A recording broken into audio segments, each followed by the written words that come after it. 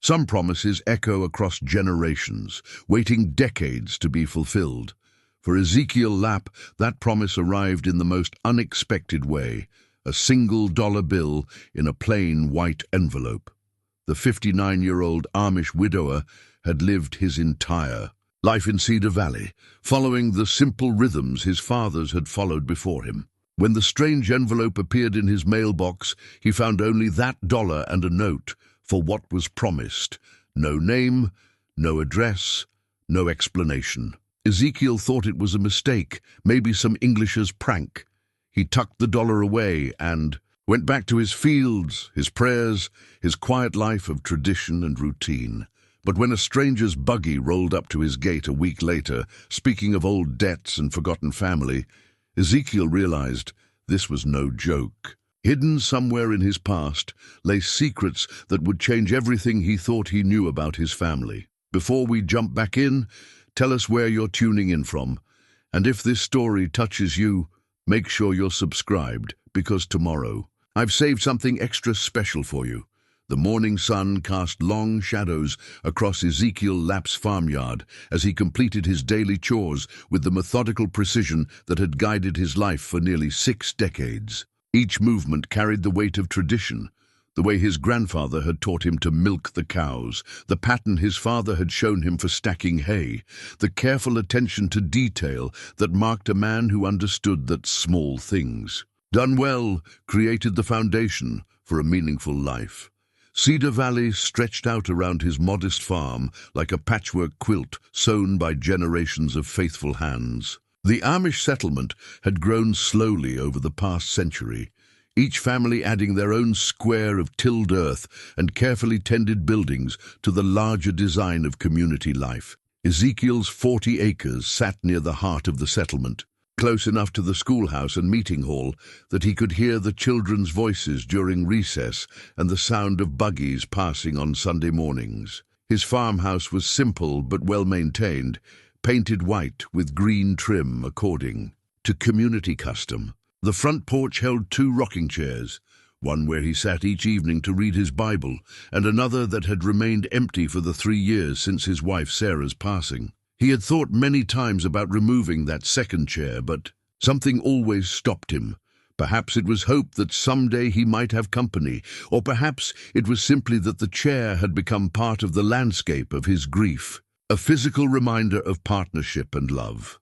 The barn stood solid and red against the morning sky, its weathered boards telling the story of harsh winters and abundant summers. Inside, 6 dairy cows waited patiently for their morning routine, their gentle lowing a familiar symphony that marked the beginning of each day. Ezekiel moved among them with practiced ease, his hands steady on the familiar rhythm of milking, his mind already turning to the day's tasks, mending fence in the south pasture, checking on the corn that was nearly ready for harvest, perhaps visiting old Heinrich Stoltzfus, who had been feeling poorly.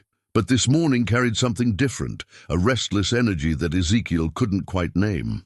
The strange dollar bill and cryptic note from the previous week had lodged themselves in his thoughts, like a burr in wool, impossible to ignore despite his best efforts to dismiss them as foolishness. He had placed the envelope in his Bible, between the pages of Ecclesiastes, where it served as an unwelcome bookmark to passages about time and seasons, and the mysteries that God chose to reveal or conceal.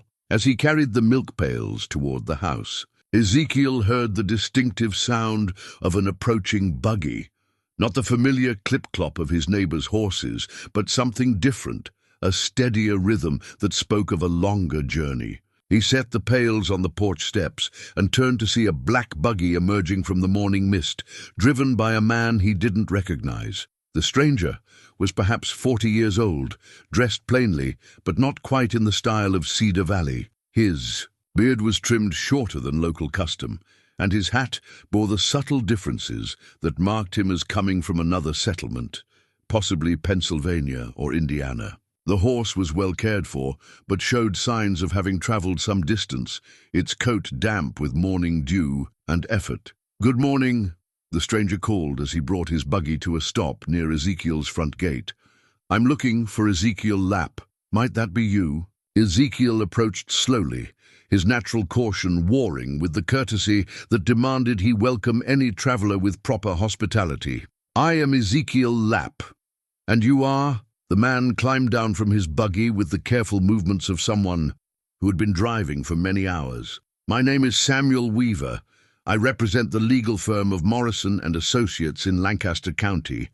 I believe you received a letter from us recently." The dollar bill. Ezekiel's heart began to beat faster, though he kept his expression neutral. "I received something, though I wasn't sure what to make of it. $1 and a note about something promised." Samuel nodded, reaching into his coat pocket to withdraw a leather portfolio. "Mr. Lapp, I know this must seem strange, but I need to speak with you about your family history, specifically about your grandfather's brother." Ezekiel frowned. His grandfather, Jacob Lapp, had never mentioned having a brother. The family stories spoke of Jacob arriving in Cedar Valley as a young man, joining the community and raising his family according to the Ordnung.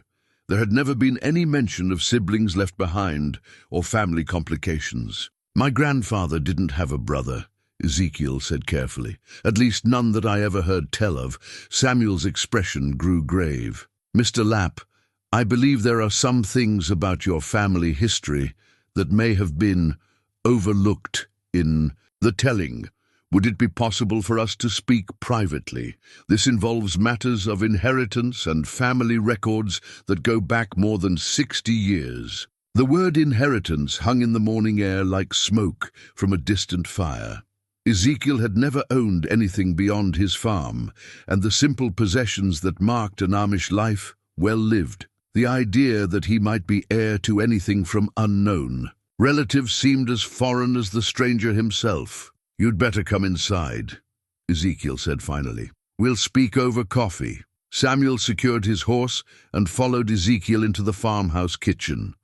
The room was spotlessly clean, but carried the subtle emptiness of a home where only one person moved through the daily routines. Ezekiel put coffee on to percolate and gestured for Samuel to sit at the plain wooden table that had served 3 generations of Lapp family meals. "Now then," Ezekiel said as they waited for the coffee to brew, "tell me about this brother I never knew my grandfather had." Samuel opened his portfolio and withdrew several documents, spreading them carefully on the table. "Your grandfather Jacob had an older brother named Jeremiah. According to the records I found, Jeremiah left the Amish community in 1962 and settled on a farm in the valley beyond Cedar Ridge. He lived there until his death last month."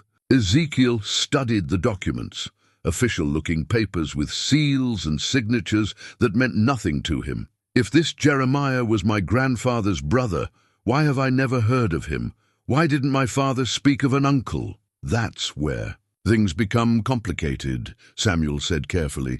"From what I can gather, Jeremiah was shunned by the community before he left. The reasons aren't entirely clear in the official records, but the result was that his name was effectively erased from family history.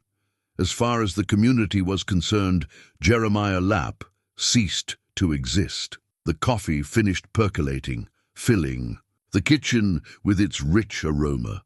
Ezekiel poured 2 cups, his hands steady despite the turmoil in his mind. Shunning was not undertaken lightly in any Amish community. It required serious transgression against the Ordnung and represented the community's final attempt to call a wayward member back to righteousness. "What did he do?" Ezekiel asked. "What transgression was serious enough to warrant shunning and erasure from family memory?" Samuel sipped his coffee thoughtfully. "The official records don't specify, but they do indicate that Jeremiah maintained his property and lived quietly for more than 40 years. He never married again, never caused trouble for the community. By all accounts, he lived as much like an Amish man as possible while remaining outside the faith." Again, Ezekiel caught the word. He had been married before. Briefly, yes. To an English woman named Mary Hutchinson. She died in 1963, about a year after they were married. Ezekiel felt a chill that had nothing to do with the morning air. Marriage to an outsider would certainly explain shunning, especially if Jeremiah had refused to repent and return to the community's way of life. But something in Samuel's manner suggested there was more to the story. "Mr. Weaver, what does any of this have to do with me? If Jeremiah was shunned and died outside the faith, why would he leave me anything? And how did he even know I existed?" Samuel reached into his portfolio again and withdrew a small, leather-bound book. "This might help explain things. It's Jeremiah's journal, or at least part of it. He wrote extensively about his regrets and his desire to somehow make amends for the divisions in his family." Ezekiel accepted the journal with reluctant hands. The leather was worn smooth by years of handling, and the pages fell open to passages written in a careful, precise hand that reminded him somehow of his own grandfather's writing. "September 15th, 1985. Ezekiel read aloud. "Saw young Ezekiel at the hardware store in town today. He looked so much like Jacob at that age, it nearly stopped my heart. He was buying fence wire and treating the English clerk with the same patient courtesy Jacob always showed. I wanted to approach him, to tell him who I was. But what right do I have? The community made their decision about me long ago, and I have lived with the consequences. But seeing him there, seeing Jacob's grandson grown into a fine man, I wonder if there might someday be a way to bridge the gap that my choices created." The words hit Ezekiel like cold water. This stranger, this uncle he had never known existed, had been watching him, thinking about him, regretting their separation for decades. The idea that he had moved through his life observed by hidden family was both touching and unsettling. "There are many entries like that," Samuel said gently. "Jeremiah kept track of your family from a distance. He knew when you married Sarah, when your father passed away, when you took over the farm.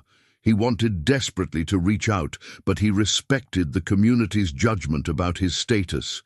Ezekiel closed the journal, feeling the weight of secrets and lost connections. What changed? Why reach out now after his death? "Because," Samuel said, "Jeremiah's property and possessions need to be settled, and according to his will, you are his sole heir. But there's a condition. You have to see the property yourself and decide whether you want to accept the inheritance. If you choose not to, everything goes to a charity for Amish families in need." The kitchen fell silent except for the ticking of the old clock on the mantel. Ezekiel stared out the window toward the fields where he had worked his entire life, trying to process the idea that somewhere beyond his small world lay property and possessions left to him by a man he had never met, but who had apparently loved him from afar. "Where is this property?" he asked finally. "About 15 miles from here, in a valley that most folks don't even know exists. Hidden away past Cedar Ridge, accessible only by an old logging road. Jeremiah chose his isolation carefully." Ezekiel rose and walked to the kitchen window, looking out at the familiar landscape of his life. Everything he could see, the barn, the fields, the neighboring farms, represented security, community, belonging. The idea of venturing beyond these boundaries to claim inheritance from a shunned uncle felt like standing at the edge of an abyss. But something else stirred in his chest, a curiosity that he hadn't felt since he was a young man. What had driven Jeremiah to choose love over community? What had he built in his years of exile? And why had he cared enough about a nephew he could never acknowledge to leave him everything? "I need to think about this," Ezekiel said, "and I need to pray." Samuel nodded, finishing his coffee and gathering his documents. "I understand completely, but I should mention that there are legal deadlines involved.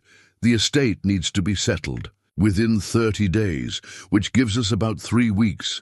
If you decide you want to see the property, I can take you there whenever you're ready." After Samuel left, Ezekiel sat alone in his kitchen, the stranger's words echoing in the familiar space. He retrieved the dollar bill from his Bible and studied it again, wondering what promise it represented and why Jeremiah had chosen such a simple symbol to reach across the years. But it was the family Bible itself that provided the day's most shocking revelation.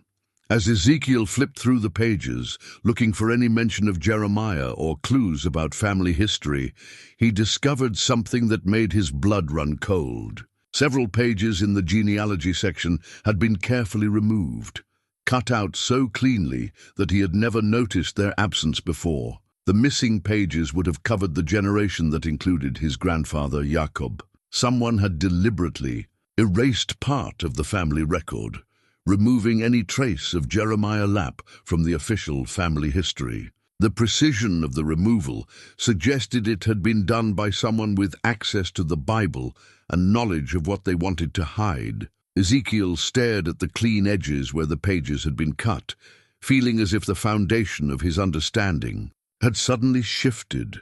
If someone had gone to such lengths to erase Jeremiah from family memory, what else might have been hidden or altered in the stories he had grown up believing? For the first time in his 59 years, Ezekiel began to wonder if the community that had shaped his entire identity might have secrets of its own, secrets that someone had thought important enough to bury permanently. As the sun climbed higher in the sky, Ezekiel made a decision that surprised him with its certainty. Tomorrow he would ask Samuel to take him to see Jeremiah's property, not because he wanted inheritance or wealth, but because he needed to understand the truth about his family and the uncle who had apparently loved him from the shadows for decades. The dollar bill lay on the table beside the mutilated Bible, a small thing that had already begun to change everything. The morning arrived crisp and clear, with the kind of autumn air that made every breath feel like a promise. Ezekiel had spent a sleepless night wrestling with questions that had no easy answers, and when dawn broke over Cedar Valley, he was already dressed and waiting on his front porch. Samuel Weaver arrived precisely at 7 o'clock, his buggy and horse appearing fresh despite the early hour. "I wasn't sure you'd decide to come," Samuel said as Ezekiel climbed up beside him. "Neither was I," Ezekiel replied honestly. "But a man can't spend his whole life wondering about things he's afraid to face." They rode in comfortable silence for the first few miles, following familiar roads that connected the various Amish farms and businesses in Cedar Valley. But as they passed the last of the settlement's outlying properties, Samuel guided his horse onto a narrower path that Ezekiel had never noticed before, despite having lived in the area his entire life. The road, if it could even be called that, wound through dense woods that grew thicker and more untamed with each passing mile. Ancient oaks and maples formed a canopy so thick that only scattered patches of sunlight reached the forest floor. This was old-growth timber, the kind that had covered Pennsylvania before the first settlers arrived, preserved here by isolation and the steep terrain that made clearing it impractical. "How did Jeremiah even find this place?"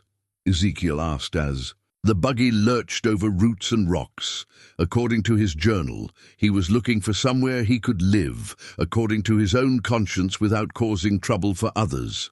Samuel replied, "This valley was abandoned logging territory, too remote for most folks to bother with, but it had good soil and fresh water." The road began to descend, following what might have been an old creek bed. As they rounded a sharp bend, the trees suddenly opened up to reveal a hidden valley that took Ezekiel's breath away. The land spread out before them like a secret garden, rolling hills covered with tall grass and wildflowers, a stream meandering through the center, and in the distance, the unmistakable outline of farm buildings.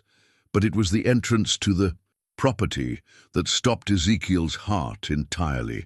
Rising from stone pillars on either side of a dirt lane stood an iron gate, painted black, but showing the rust of decades. Across the top of the gate, worked into the metal in careful script, were the words "Lapp Family Farm." Ezekiel stared at the gate as if it might disappear if he blinked. He kept the name. "Everything I've learned about Jeremiah suggests he never stopped considering himself part of your family," Samuel said gently, "even when the feeling wasn't mutual." The gate stood open, its hinges creaking softly in the morning breeze. Samuel drove the buggy through, and they followed the dirt lane toward the farm buildings. As they drew closer, Ezekiel could see that the property had been maintained with careful attention. The fences were straight and strong, the fields showed signs of recent cultivation, and the buildings, while clearly aged, were in remarkably good condition. The farmhouse itself was a revelation. Built in the simple, functional style that Ezekiel recognized from his own community, it was larger than most Amish homes, but maintained the same clean lines and practical design. The barn was massive, easily twice the size of Ezekiel's own, and the various outbuildings suggested a working farm that had prospered over the years. "Who's been maintaining all this?" Ezekiel asked. Jeremiah lived alone. He couldn't have managed all this work by himself, especially in recent years. He hired help from time to time, Samuel explained. English folks mostly, people who needed work and didn't ask too many questions about his background. But the journal suggests he did most of the work himself, right up until the end. Jeremiah was apparently a man who believed that idle hands were the devil's workshop. They stopped the buggy in front of the farmhouse, and Ezekiel climbed down slowly, his eyes taking in every detail. The front porch was swept clean and furnished with simple wooden chairs. Window boxes held the dried remains of what had probably been flowers earlier in the season. A hand-carved sign beside the front door read, "Welcome," in both English and German. Samuel produced a key from his pocket. "The lawyer in Lancaster gave me this." Said Jeremiah left specific instructions that if his family ever came looking, they should be made welcome. The front door opened with a soft creak, revealing an interior that was both familiar and strange. The rooms were laid out in the practical style of Amish construction. Large kitchen, spacious living area, simple furniture, built to last generations. But there were differences too, subtle touches that spoke of a man living between two worlds. The kitchen was the heart of the house, just as it would be in any Amish home, but it was equipped with both traditional and modern conveniences. A wood-burning stove sat alongside a propane range. Hand-pumped water and electric lights shared the space uncomfortably.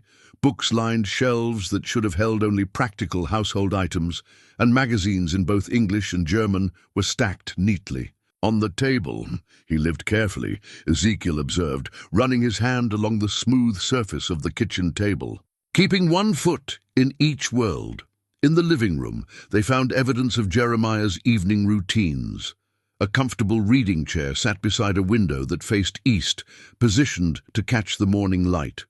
A small table held a Bible, the same German translation that Ezekiel used, along with several other religious books and what appeared to be a daily devotional journal. But it was the mantelpiece that provided the most poignant discovery. Among the simple decorations and practical items sat 3 photographs in plain wooden frames. The first showed a young woman in a simple dress, her face radiant with happiness. The second was clearly a wedding photo, the same woman standing beside a man who could only be a younger Jeremiah, both of them smiling with the joy of new love. The third photograph made Ezekiel's knees weak. It showed 2 young men, probably in their 20s, standing in front of what looked like a half-built barn. One of the men was unmistakably Jeremiah, but the other bore such a strong resemblance to Ezekiel that it could only be his grandfather. "Jacob in his youth, they were close," Samuel said softly, following Ezekiel's gaze. "The journal mentions that they had planned to farm together, to build something that would last for generations." Ezekiel picked up the photograph with trembling hands. His grandfather looked so young, so full of hope and possibility. The easy familiarity between the 2 brothers was evident in their posture. The way they stood close together, Jacob's hand resting on Jeremiah's shoulder in casual affection. "What happened to them?" Ezekiel whispered.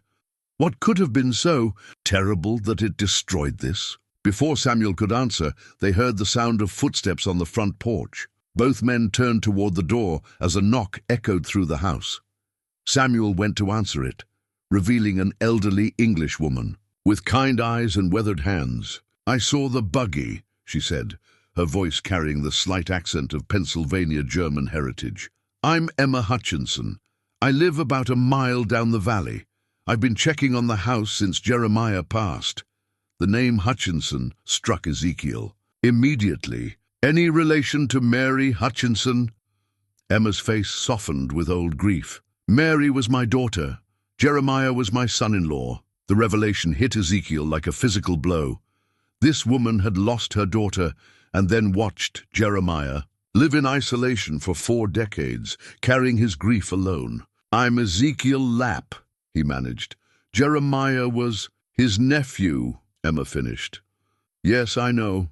Jeremiah talked about you often, especially in recent years. He hoped someday you might come here, might understand what he was trying to build." She stepped into the house as if she belonged there, and Ezekiel realized she probably did. 4 decades of checking on Jeremiah, of probably sharing meals and conversation and the simple comfort of human companionship. "He never got over Mary's death," Emma continued, settling into one of the kitchen chairs. "But he also never got over losing his family. He used to say that he'd lost everyone he loved in the space of 2 years. First Mary and the baby, then his brother and father and the whole community that had raised him." "The baby?" Samuel asked gently. Emma nodded, tears brightening her eyes. "Mary died in childbirth. The baby, a little girl, lived only a few hours. Jeremiah blamed himself, thought maybe if he'd convinced Mary to go to the hospital instead of using the midwife, things might have been different." The tragedy began to make sense to Ezekiel. A young man, barely 21, losing his wife and child, and then facing the judgment of a community that had already disapproved of his marriage. The layers of grief and guilt and isolation would have been overwhelming. But why was he shunned, Ezekiel asked. Even marrying outside the faith, that's serious, but not usually grounds for permanent shunning if there's repentance. Emma and Samuel exchanged glances. "There's more to the story," Samuel said carefully. "Emma, would you be willing to tell him?" The old woman nodded slowly. "Jeremiah wasn't shunned for marrying Mary. He was shunned for refusing to repent of loving her.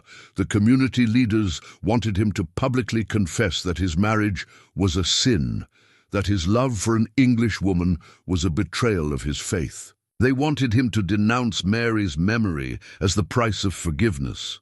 Ezekiel felt something cold settle in his stomach, and he refused. He said he would confess to pride, to hasty decisions, to anything else they wanted, Emma continued. But he wouldn't call his love for Mary a sin. He said God had brought them together, and he wouldn't dishonor her memory or their love too, satisfy men's judgment. The kitchen fell silent as the full weight of Jeremiah's choice became clear.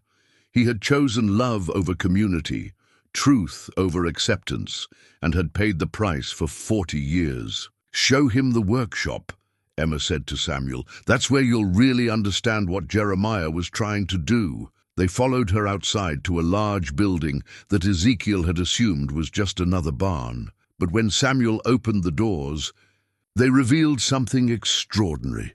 The space was set up as a woodworking shop, but not just any workshop. This was the creation of a master craftsman who had spent decades perfecting his art. Hand tools hung in precise order along the walls. Workbenches bore the smooth patina of constant use. Half-finished projects sat in various stages of completion. Chairs, tables, cabinets, all bearing the simple, elegant lines of traditional Amish craftsmanship, but with subtle improvements that spoke of innovation and creativity. But it was the collection in the far corner that took Ezekiel's breath away. Dozens of wooden toys, dolls, wagons, rocking horses, building blocks, all crafted with the kind of loving attention usually reserved for one's own children and grandchildren. He made those for Amish children, Emma explained. Every Christmas, he would leave them anonymously at farms throughout Cedar Valley and the neighboring communities. He never signed them, never took credit, but he spent months each year creating them. Ezekiel picked up a small wooden horse, turning it over in his hands. The craftsmanship was extraordinary, every detail perfect, every surface smooth as silk. This was the work of a man who understood that even the smallest things deserved his best effort. He never stopped loving the community, Samuel said quietly.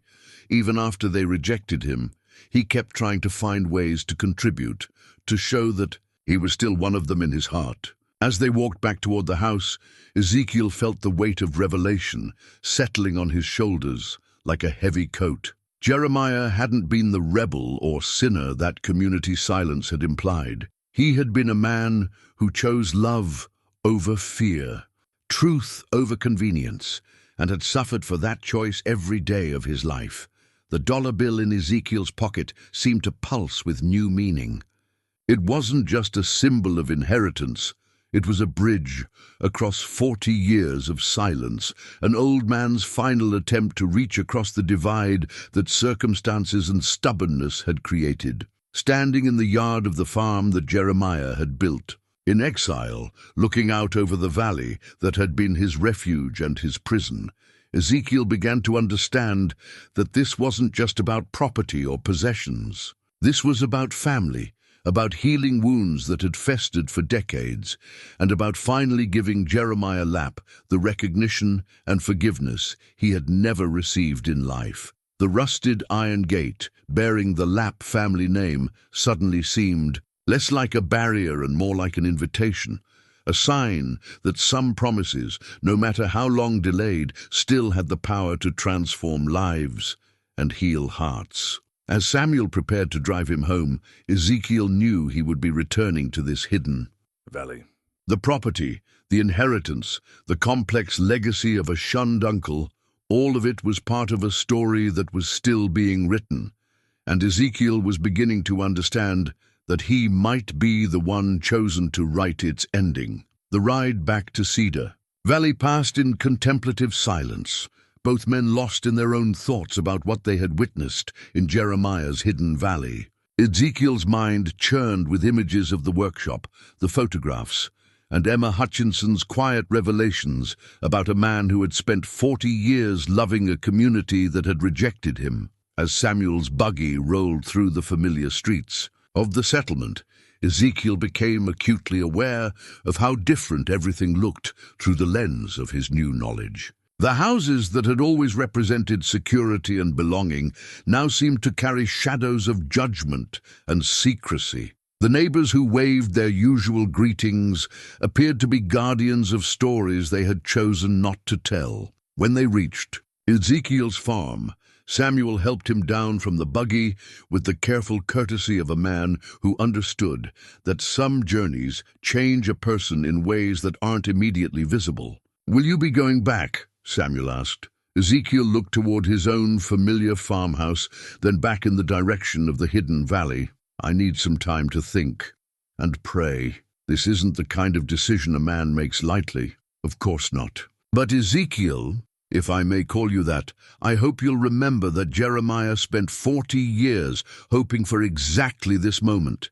He believed that someday his family would want to understand his story." After Samuel departed, Ezekiel found himself standing alone in his yard, surrounded by the comfortable routines of his life, but feeling strangely displaced. The cows needed milking, the chickens needed feeding, the dozen daily tasks that marked a farmer's life needed attention, but he couldn't shake the feeling that he was looking at his world from a great distance. He decided to return to Jeremiah's house the next morning, this time alone. There had been too much information, too many revelations packed into his first visit. He needed time to explore the property slowly, to understand what Jeremiah had built and why he had built it. That evening, Ezekiel sat on his front porch as twilight settled over Cedar Valley, the empty rocking chair beside him, feeling more significant than usual.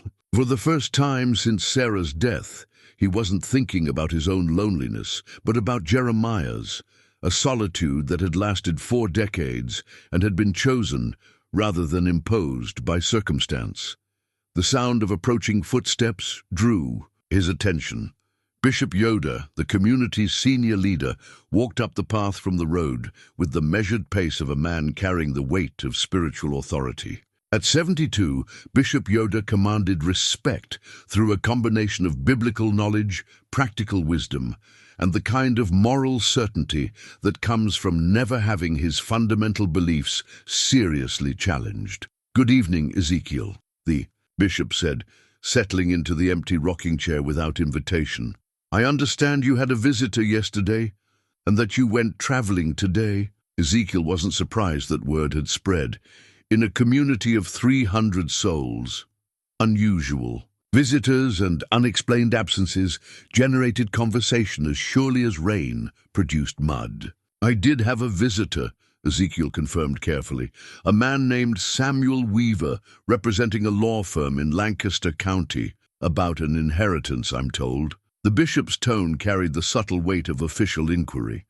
This wasn't casual conversation between neighbors. It was an examination of potential spiritual concerns. "About family history," Ezekiel replied. "Things I apparently never knew about my grandfather's generation." Bishop Yoda rocked slowly, his eyes fixed on some distant point beyond Ezekiel's barn. "Family history can be a complicated thing, brother. Sometimes the past is left buried for good reasons. And sometimes," Ezekiel said carefully, "the truth deserves to see daylight, regardless of how uncomfortable it might be." The bishop turned to study Ezekiel's face in the gathering darkness. "You went to see Jeremiah Lapp's property." It wasn't a question, and Ezekiel didn't treat it as one. "I did. And what did you find there?" "I found a farm built by a man who never stopped being Amish in his heart, even after the community decided he couldn't be Amish in name." The bishop's rocking stopped abruptly. "Ezekiel, there are things about that situation that you don't understand. Jeremiah Lapp made choices that went against everything we believe, everything we hold sacred. The community's response was necessary and appropriate." "Was it?" Ezekiel found himself saying, his voice carrying more edge than he had intended. "Was it necessary to erase him so completely from family memory that his own nephew never knew he existed? Was it appropriate to let him spend 40 years in isolation when he was trying every day to show his continued faith and love for the community?" Bishop Yoda stood up slowly, his posture conveying disapproval and authority in equal measure. "Brother, I can see that this inheritance has already begun to affect your judgment. You're speaking of things you don't fully understand, defending choices that led to spiritual rebellion and separation from God's people. I'm speaking of a man who refused to call his love for his wife a sin," Ezekiel replied, rising to face the bishop directly. "A man who lost his wife and child and then lost his family because he wouldn't dishonor their memory to satisfy the community's demand for repentance." The bishop's face hardened, and in doing so, he chose pride over humility, his own judgment over the collective wisdom of the church. "Those choices have consequences, Ezekiel. They always have consequences." As Bishop Yoda walked away into the gathering darkness, Ezekiel realized that his quiet life of unquestioned faith and community belonging was over. The discovery of Jeremiah's story had created a fault line that ran directly through his understanding of righteousness, community, and the difference between God's judgment and man's judgment. The next morning, Ezekiel hitched up his own buggy and drove to Jeremiah's valley alone. The journey felt different this time, less like an expedition into unknown territory and more like a pilgrimage to a place that had been calling to him his entire life without his knowledge. The hidden valley looked different in the morning light, more peaceful somehow, as if the land itself had been waiting for this moment of recognition. Ezekiel drove through the rusted gate and up to the farmhouse, noting details he had missed the day before. The herb garden beside the kitchen door was carefully planned and lovingly tended. The split-rail fences were built with the precision of a craftsman who understood that good work honored both the worker and the one who would use it. Inside the house, Ezekiel moved more slowly than he had with Samuel and Emma present. This time he could examine things at his own pace, allowing himself to feel the presence of the man who had lived here for so many years. In the living room, he spent long minutes studying the 3 photographs on the mantelpiece. The wedding picture of Jeremiah and Mary showed 2 people radiantly happy, completely absorbed in each other and the promise of their future together. Mary's face glowed with the kind of joy that comes from finding exactly the right person at exactly the right moment, but it was the photograph of the 2 brothers that held Ezekiel's attention longest. Jacob and Jeremiah looked so young, so full of shared dreams and mutual affection. The casual way Jacob's hand rested on Jeremiah's shoulder spoke of a relationship built on trust and genuine friendship, not just family obligation. Ezekiel carried the photograph to the kitchen window, studying it in better light. The more he looked at it, the more questions arose. What had they been building together? What dreams had they shared? And how had their relationship deteriorated so completely that Jacob had never mentioned his brother's existence to his own son? In the kitchen, Ezekiel found evidence of Jeremiah's daily routines.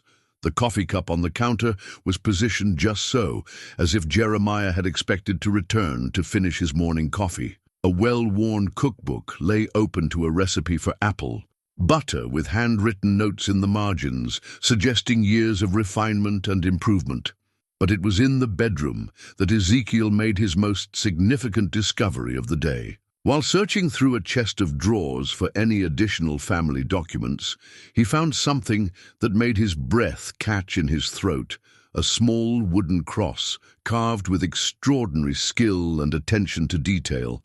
The cross was clearly Amish craftsmanship, showing the simple, unadorned style that characterized the community's approach to religious symbols. But as Ezekiel examined it more closely, he realized there was something unusual about it. Carved along the base, in letters, so small they were barely visible, were words in both German and English: faith, hope, love, and the greatest of these is love. The quotation from 1 Corinthians was familiar to any Christian, but the fact that Jeremiah had chosen to include both languages suggested a man trying to bridge 2 worlds, to find a way to honor both his Amish heritage and his love for an English woman.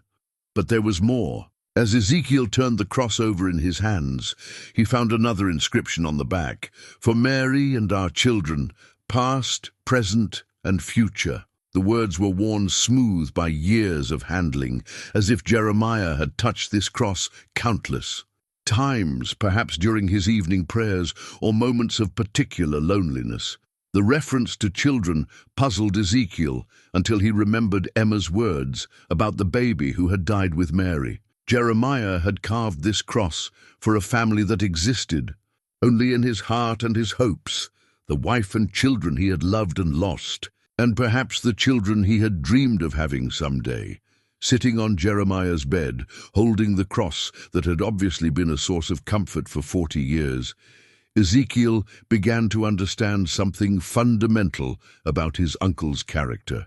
This wasn't the cross of a man who had abandoned his faith or rejected his community's values.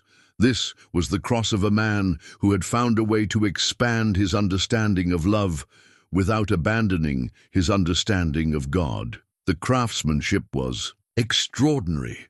Every surface smooth, every angle perfect, every detail executed with the kind of care that comes from working on something sacred. This was the work of a man who understood that his hands were tools for creating beauty and meaning, not just utility. Ezekiel slipped the cross into his pocket, feeling its weight like a promise. Whatever else happened with the inheritance and the community's reaction, he knew that this cross belonged with family. It was a tangible connection to a man who had loved deeply and suffered greatly, and who had somehow maintained his faith, despite losing everything he held dear. The afternoon was well advanced when Ezekiel finally prepared to leave. As he walked through the house one more time, he found himself seeing it not as the home of a stranger, but as a place where someone had lived with dignity and purpose, despite being cut off from the community that had shaped his understanding. of both dignity and purpose. In the workshop, he spent additional time examining the tools and the half-finished projects. Everything spoke of a craftsman who had never lost his appreciation for quality work and attention to detail. The wooden toys for Amish children were particularly moving, evidence of a man who had found a way to express his love for his community, even when that love wasn't welcomed or acknowledged. As Ezekiel drove home through the gathering twilight, the wooden cross in his pocket seemed to pulse with warmth. He had gone to Jeremiah's farm, looking for answers about inheritance and family history, but he had found something more valuable: evidence that love and faith could survive even the most difficult circumstances, and that some promises transcend the limitations that human judgment tries to impose on them. The familiar sights of Cedar Valley looked different as his buggy rolled through the settlement. The houses and farms that had always represented security and belonging now seemed somehow smaller, more constraining. The community that had nurtured and protected him his entire life had also hidden fundamental truths about his family. And Ezekiel was beginning to understand that truth and security were not always compatible. That evening, he sat on his front porch with Jeremiah's cross in his hands, watching the stars emerge in the clear autumn sky. For the first time in his adult life, Ezekiel found himself questioning not his faith, but the human institutions that claimed to represent that faith. If the community could be so wrong about Jeremiah, what other judgments might deserve reconsideration? The dollar bill that had started this journey lay on the table beside him, but it no longer seemed like the most important artifact he had discovered. The wooden cross spoke of deeper things, of love that persisted despite rejection, of faith that survived despite abandonment, and of hope that endured despite loss. Tomorrow, Ezekiel decided, he would begin asking harder questions about Jeremiah's story. Tonight, he would simply sit with the knowledge that his family history was far more complex and meaningful than he had ever imagined, and that some inheritances had nothing to do with property or money, but everything to do with understanding who you really are and where you really come from. 3 days passed before Ezekiel returned to Jeremiah's farm. 3 days during which the wooden cross seemed to burn like a coal in his pocket, and the questions multiplied faster than he could process them. The community's reaction to his involvement with the inheritance had been swift and unmistakable. Conversations that stopped when he approached, invitations that weren't extended, the subtle but unmistakable signs of social distancing that preceded formal censure. On Thursday morning, Ezekiel received an unexpected visitor. Samuel Weaver arrived earlier than usual, his expression carrying the gravity of a man bearing significant news. "I've been doing more research," Samuel said as they settled. In Ezekiel's kitchen with their usual coffee. Legal research, but also family research.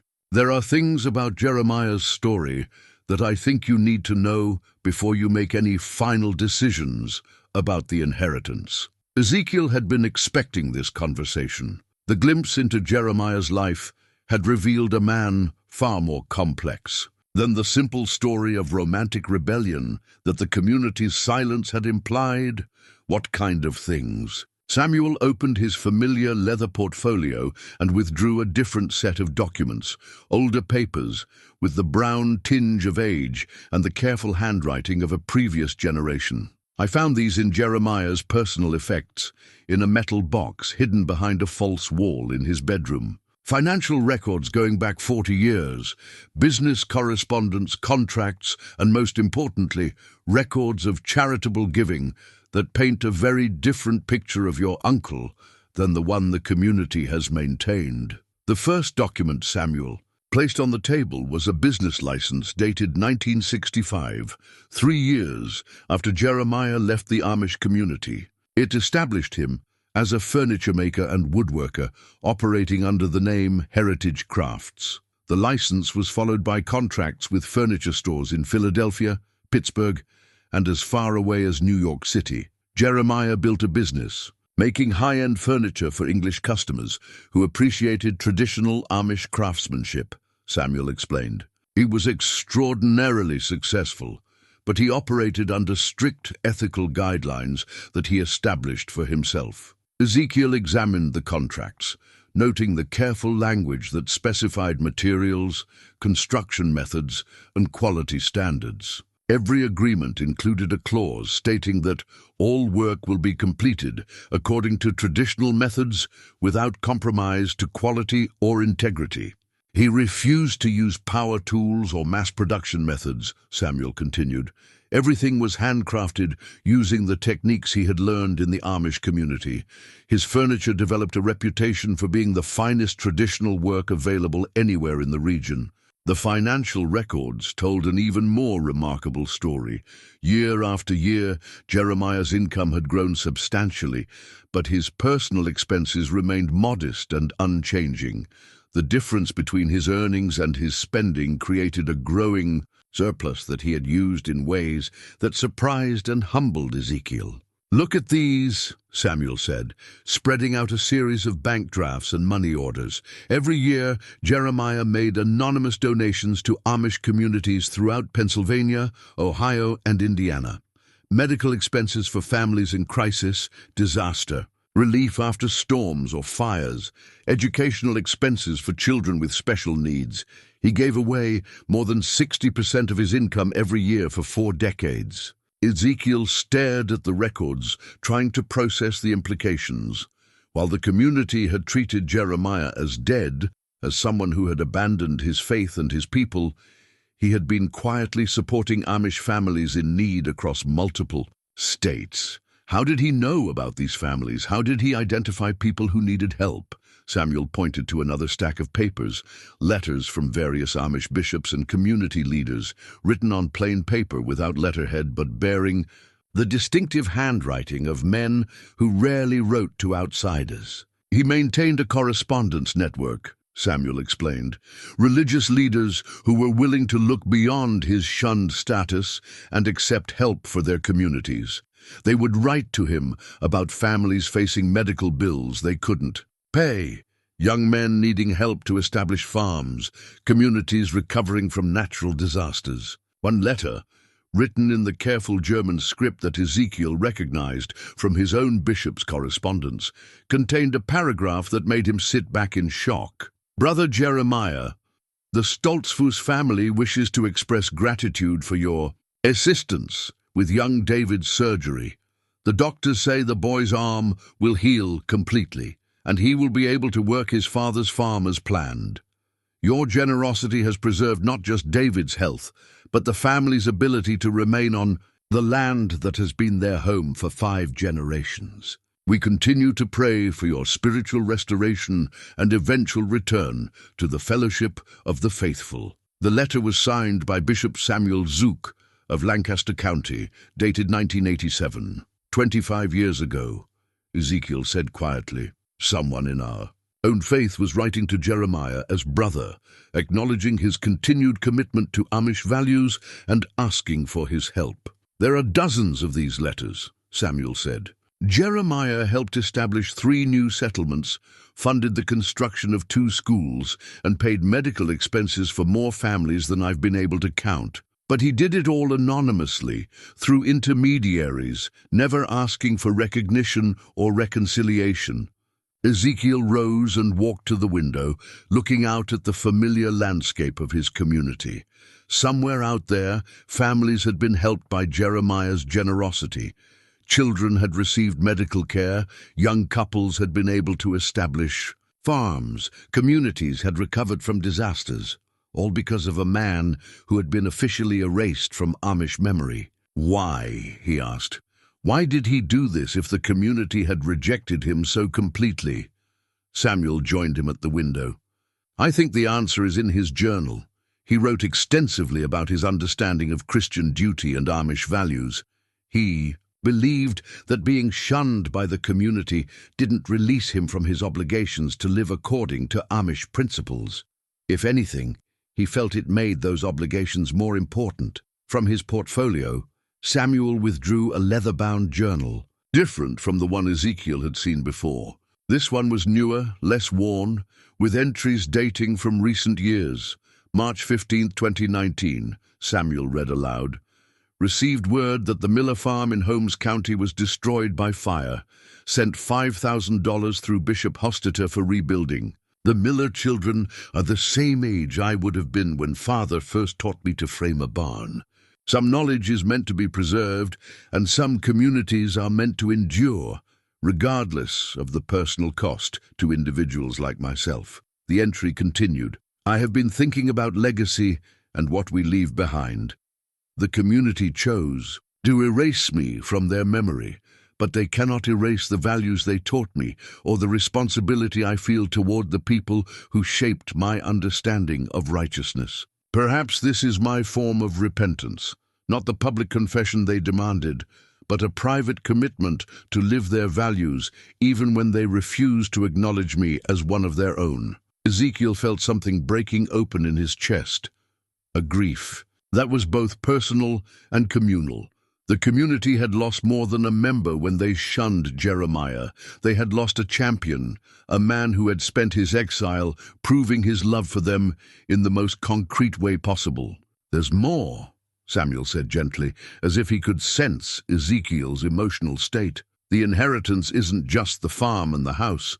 There's a trust fund that Jeremiah established worth more than $400,000, designated specifically for continuing his charitable work with Amish communities. The number was staggering. Ezekiel had never imagined that kind of wealth, let alone considered being responsible for distributing it. He named you as the trustee, Samuel continued. If you accept the inheritance, you would have the authority to continue his work, to make decisions about which communities and families receive support. But there's a condition. You have to visit at least 6 communities each year and personally evaluate their needs. Jeremiah believed that charity without personal knowledge was just money, not love. Ezekiel returned to the table and picked up one of Jeremiah's recent journals. The handwriting was shakier than in earlier entries, but the thoughts were clear and purposeful. December 3rd, 2023, he read silently. My health is failing, but my hope grows stronger. I have reason to believe that Ezekiel may someday learn about his true family history. If God grants this blessing, perhaps the work I have tried to do can continue through someone who truly understands both the values and the needs of our people. I pray that he will see this inheritance not as wealth, but as opportunity to serve. The entry was followed by detailed instructions for continuing the charitable work, which communities to prioritize, which bishops could be trusted as intermediaries, which types of assistance had proven most effective over the years. As Ezekiel read through page after page of carefully documented generosity, he began to understand that Jeremiah's exile had not been a retreat from Amish life, but a different form of engagement with it. Cut off from official participation in community life, he had created his own ministry of service that had touched hundreds of families across multiple states. The wooden cross in Ezekiel's pocket seemed to pulse with new meaning. It represented not just Jeremiah's personal faith, but his commitment to living that faith in action, even when the institutional church had rejected him. Samuel gathered the papers as the afternoon light began to fade. I know this is overwhelming, Ezekiel. Take whatever time you need to consider everything. But I want you to understand that this inheritance is about much more than property or money. It's about continuing work that has been helping your people for 40 years. After Samuel left, Ezekiel sat alone in his kitchen as darkness settled over Cedar Valley. The familiar sounds of evening, horses being led to barns, families gathering for supper, the quiet settling of a community preparing for rest seemed to carry new significance. Tomorrow he knew he would have to make a decision that would define the rest of his life. Accept Jeremiah's inheritance and the responsibility that came with it, or let it pass to charity and continue living the simple, unquestioned life he had always known. But as he held Jeremiah's financial records in his hands, reading about family. After family, who had been quietly helped by a man the community had declared dead, Ezekiel realized that the decision had already been made. Some gifts were too important to refuse, and some work was too sacred to abandon. The dollar bill that had started this journey lay on the table beside Jeremiah's journals, but it no longer seemed like a symbol of mystery. It was a symbol of promise. A promise that love could survive rejection, that service could continue despite exile, and that sometimes the most faithful response to community judgment is simply to live your values so completely that the judgment becomes irrelevant. Jeremiah Lapp had kept his promises for 40 years. Now it was Ezekiel's turn. The dawn brought unseasonably warm weather for late October, as if the earth itself was holding its breath for the decisions that would be made this day. Ezekiel had spent a sleepless night walking the boundaries of his farm, praying and wrestling, with questions that seemed to multiply like autumn leaves in the wind. He had made his choice during the small hours of the morning, standing in his barnyard under stars that had witnessed his grandfather's generation and would witness his grandchildren's. But choosing and acting were different things, and he knew that accepting Jeremiah's inheritance would require courage he wasn't sure he possessed. Samuel arrived at precisely 8 o'clock, as if he sensed that this would be the day of decision. But before they could discuss the inheritance, another buggy appeared on the lane leading to Ezekiel's farm, this one carrying Bishop Yoda and 2 other community elders. The confrontation that Ezekiel had been dreading was about to unfold in his own front yard. "Brother Ezekiel," Bishop Yoda said as he climbed down from his buggy, "we need to speak with you about this matter of Jeremiah Lapp's property. The community has concerns that must be addressed." The other elders, Deacon Miller and Elder Beachy, positioned themselves behind the bishop with the solidarity of men who had never had their fundamental beliefs challenged. Their faces carried the stern certainty that had guided community decisions for generations. Samuel stepped forward diplomatically. "Gentlemen, I'm Samuel Weaver, representing the legal firm handling Mr. Lapp's estate. Perhaps I can answer any questions you might have about the legal aspects." "This isn't a legal matter," Bishop Yoda interrupted firmly. "This is a spiritual matter, a question of community loyalty and proper submission to church authority. Mr. Weaver, with respect, these are concerns that must be addressed within the community of faith." Ezekiel found himself in the uncomfortable position of mediator between 2 worlds, the legal reality that Samuel represented and the spiritual authority that had guided his entire life. "What exactly are your concerns?" Ezekiel asked, though he suspected he already knew the answer. Deacon Miller stepped forward, his weathered face grave with responsibility. "Brother, we're concerned that accepting this inheritance represents acceptance of Jeremiah Lapp's rebellion against community authority. The man was shunned for good reasons, and his exile was necessary for the spiritual health of our people." "What reasons?" Ezekiel found himself asking, though he knew the question would not be welcomed. What exactly did Jeremiah do that was so terrible it required 40 years of complete separation from his family? The 3 elders exchanged glances, and Ezekiel sensed the same discomfort he had noticed whenever Jeremiah's name arose in community discussions, a reluctance to discuss specifics that suggested the official story might be more complicated than they were comfortable admitting. Elder Beachy cleared his throat carefully. "Brother Jeremiah chose worldliness over faith, marriage outside the community over proper submission to God's order. When called to repent of these choices, he refused and was properly disciplined according to biblical principles." "He refused to repent of loving his wife," Ezekiel said quietly. "He refused to call his marriage a sin or dishonor Mary's memory to satisfy community demands for confession." The statement fell like a stone into still water, creating ripples of tension that spread across the small group. Bishop Yoda's face darkened with the displeasure of a man whose authority was being questioned in front of outsiders. "Brother Ezekiel, You're speaking of matters you don't fully understand, defending choices that led to spiritual separation and rebellion against God's appointed order. Jeremiah Lapp chose pride over humility, his own judgment over the collective wisdom of the church. Samuel cleared his throat diplomatically. If I might interject, I have some documents that might provide additional context for this discussion. From his ever-present portfolio, Samuel withdrew the collection of correspondence between Jeremiah and various Amish bishops, along with the records of his charitable giving. These letters span 40 years, Samuel said, spreading several documents on a makeshift table formed by the buggy's tailgate. They're from Amish religious leaders in Pennsylvania, Ohio, Indiana, and Wisconsin, all acknowledging Jeremiah's continued commitment to Amish values and accepting his financial assistance for their communities. Bishop Yoder glanced at the letters with obvious reluctance, but Deacon Miller moved closer to examine them. His expression changed as he read the familiar handwriting of colleagues and fellow religious leaders. This letter is from Bishop Zook in Lancaster County, Deacon Miller said slowly.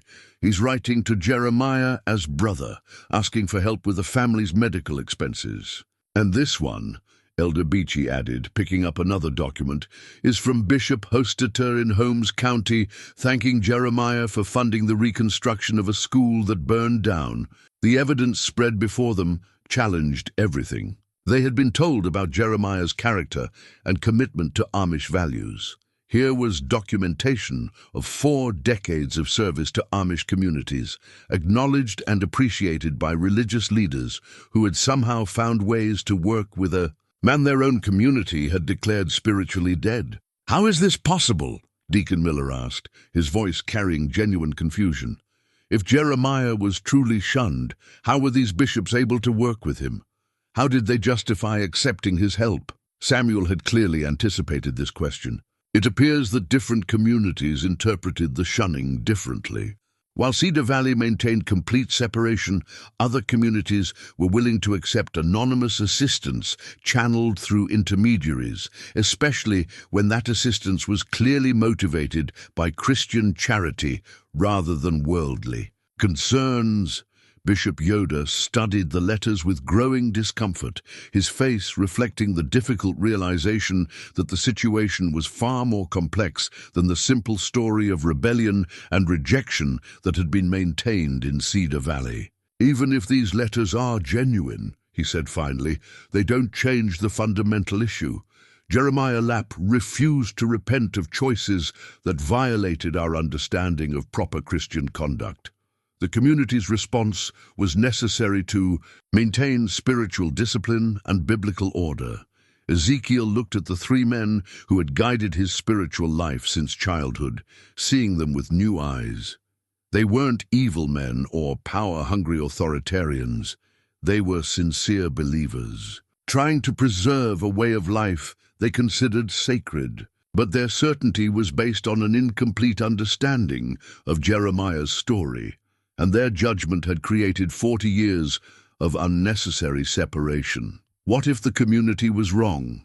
Ezekiel asked quietly. What if Jeremiah's choice to honor his love for Mary was actually more faithful to Christian principles than demanding he denounce that love would have been? The question hung in the morning air like fog over a pond. Bishop Yoder's face flushed with the anger of a man whose most fundamental beliefs were being challenged. "Brother Ezekiel, that kind of thinking leads to spiritual anarchy, to every man doing what seems right in his own eyes, rather than submitting to the authority of the church.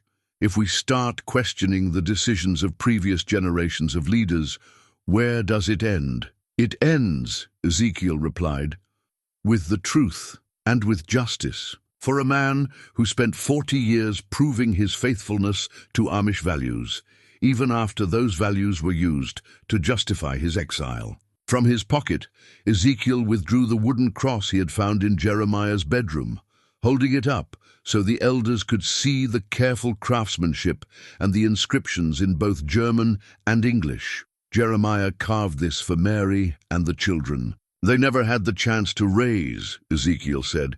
It contains scripture about faith, hope, and love, carved by a man who maintained all three, despite losing everything he held dear.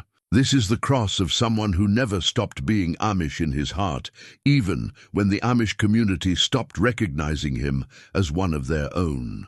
Elder Beachy reached out to touch the cross, his weathered fingers tracing the careful lettering. "The workmanship is extraordinary," he said softly. "This is the work of someone who understood that even small things deserve our best effort." "Everything Jeremiah made was like this," Samuel added. "His furniture, his tools, the toys he created, anonymously for Amish children every Christmas. All of it showed the same commitment to quality and integrity that marks traditional Amish craftsmanship." Deacon Miller picked up one of the letters from Bishop Hostetta, reading it more carefully. This bishop writes that Jeremiah's contribution helped establish a new settlement in Wisconsin, provided startup funds for 6 young families to begin farming. That's not the action of someone who had abandoned Amish values.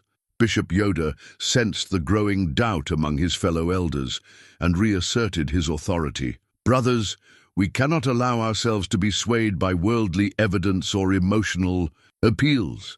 The decision to shun Jeremiah Lapp was made by godly men who understood the spiritual dangers of his choices. That decision must be respected, even if we don't fully understand all the reasoning behind it." "But what if those godly men were wrong?" Ezekiel pressed.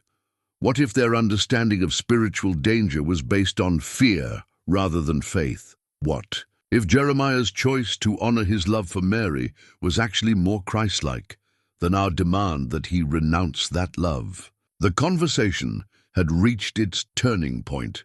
Either the community would acknowledge the possibility that they had misjudged Jeremiah, or they would close ranks around their traditional authority and condemn Ezekiel for questioning it. Bishop Yoder drew himself up with the full dignity of his office. "Brother Ezekiel, I can see that this inheritance has already begun to corrupt your judgment and lead you away from proper submission to church authority. If you choose to accept property and wealth from a man who was righteously shunned by this community, you will be choosing his rebellion over our faithfulness. And if I choose to reject an inheritance that could continue 40 years of charitable work helping Amish families across the country," Ezekiel replied, "I will be choosing comfort over courage and convenience over truth." The battle lines were drawn. As the 3 elders climbed back into their buggy, Bishop Yoder delivered what amounted to an ultimatum. "Brother, you have until Sunday's service to make your decision. Choose wisely, because your choice will determine whether you remain part of this community or follow in your uncle's footsteps toward isolation and spiritual separation." As their buggy disappeared down the lane, Samuel turned to Ezekiel with a mixture of admiration and concern. "That took courage, but it's also going to have consequences. Are you prepared for what might happen next?" Ezekiel looked toward Jeremiah's hidden valley, then back at his own farm and the community that had shaped his entire life. The wooden cross in his hand seemed to pulse with warmth, as if Jeremiah himself was offering encouragement across the years. "I'm prepared," he said finally, "to do what I believe is right, regardless of the consequences.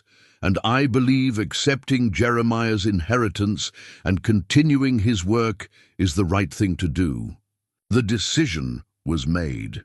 Now came the harder part, living with it. The rest of Friday passed in a strange suspension of time, as if the entire valley was holding its breath, waiting for Sunday's service and the consequences that would flow from Ezekiel's defiance of community authority. Word of his confrontation with the elders spread through Cedar Valley with the efficiency that marked all significant news in a small, close-knit community. Some neighbors avoided eye contact when they encountered him at the feed store. Others offered subtle expressions of support, a lingering handshake, a meaningful nod, a quiet, "We're praying for you, brother." The community was beginning to fracture along lines that had been invisible until Jeremiah's story forced them into the open. Saturday morning, brought Geneva Patterson to Ezekiel's front door, carrying a covered dish and wearing the expression of a woman who had made up her mind about something important. "I brought you some of that apple butter you're always complimenting," she said, settling into her usual chair on the front porch without waiting for an invitation. "Figured you might need some comfort food before tomorrow's service." Geneva had been Sarah's closest friend, and in the 3 years since Sarah's death, she had quietly assumed the role of confidant and advisor that wives often played in Amish marriages. Her opinion carried weight with Ezekiel, and he suspected she knew it. "Geneva, I appreciate the apple butter, but if you're here to talk me out of accepting Jeremiah's inheritance—" "I'm here," she interrupted gently, "to tell you that I knew Jeremiah Lapp, and I think it's time someone in this community acknowledged the truth about what happened to him." Ezekiel set down his coffee cup with enough force to rattle the saucer. "You knew him?"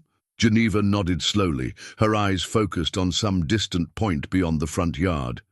"I was 17 when Jeremiah married Mary Hutchinson, old enough to understand what was happening, but young enough to think it was terribly romantic. Mary was the most beautiful woman I'd ever seen, and Jeremiah looked at her like she was the answer to every prayer he'd ever prayed."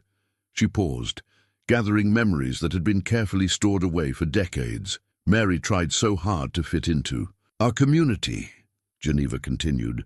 "She learned German, she studied our ways, she even tried to convince her own family that joining the Amish church was the right choice for her future.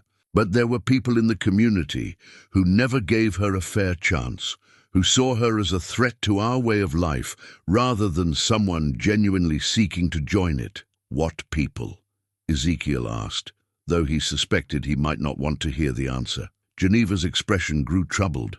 "Bishop Yoda's father was the bishop then, old Samuel Yoda.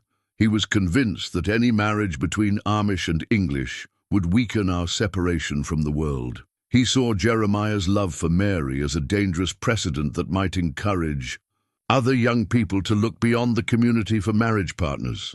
The revelation hit Ezekiel like cold water. The current Bishop Yoda's opposition to Jeremiah wasn't just based on community tradition. It was personal, rooted in his father's decisions and perhaps his own family's reputation. Bishop Samuel made it clear that Mary would never be fully accepted, Geneva said sadly. No matter how sincere her conversion, no matter how faithfully she tried to live our way of life, she would always be seen as an outsider who had corrupted one of our young men. Ezekiel felt his understanding of the situation shifting again. So when Jeremiah was asked to repent, he wasn't just being asked to acknowledge a mistake.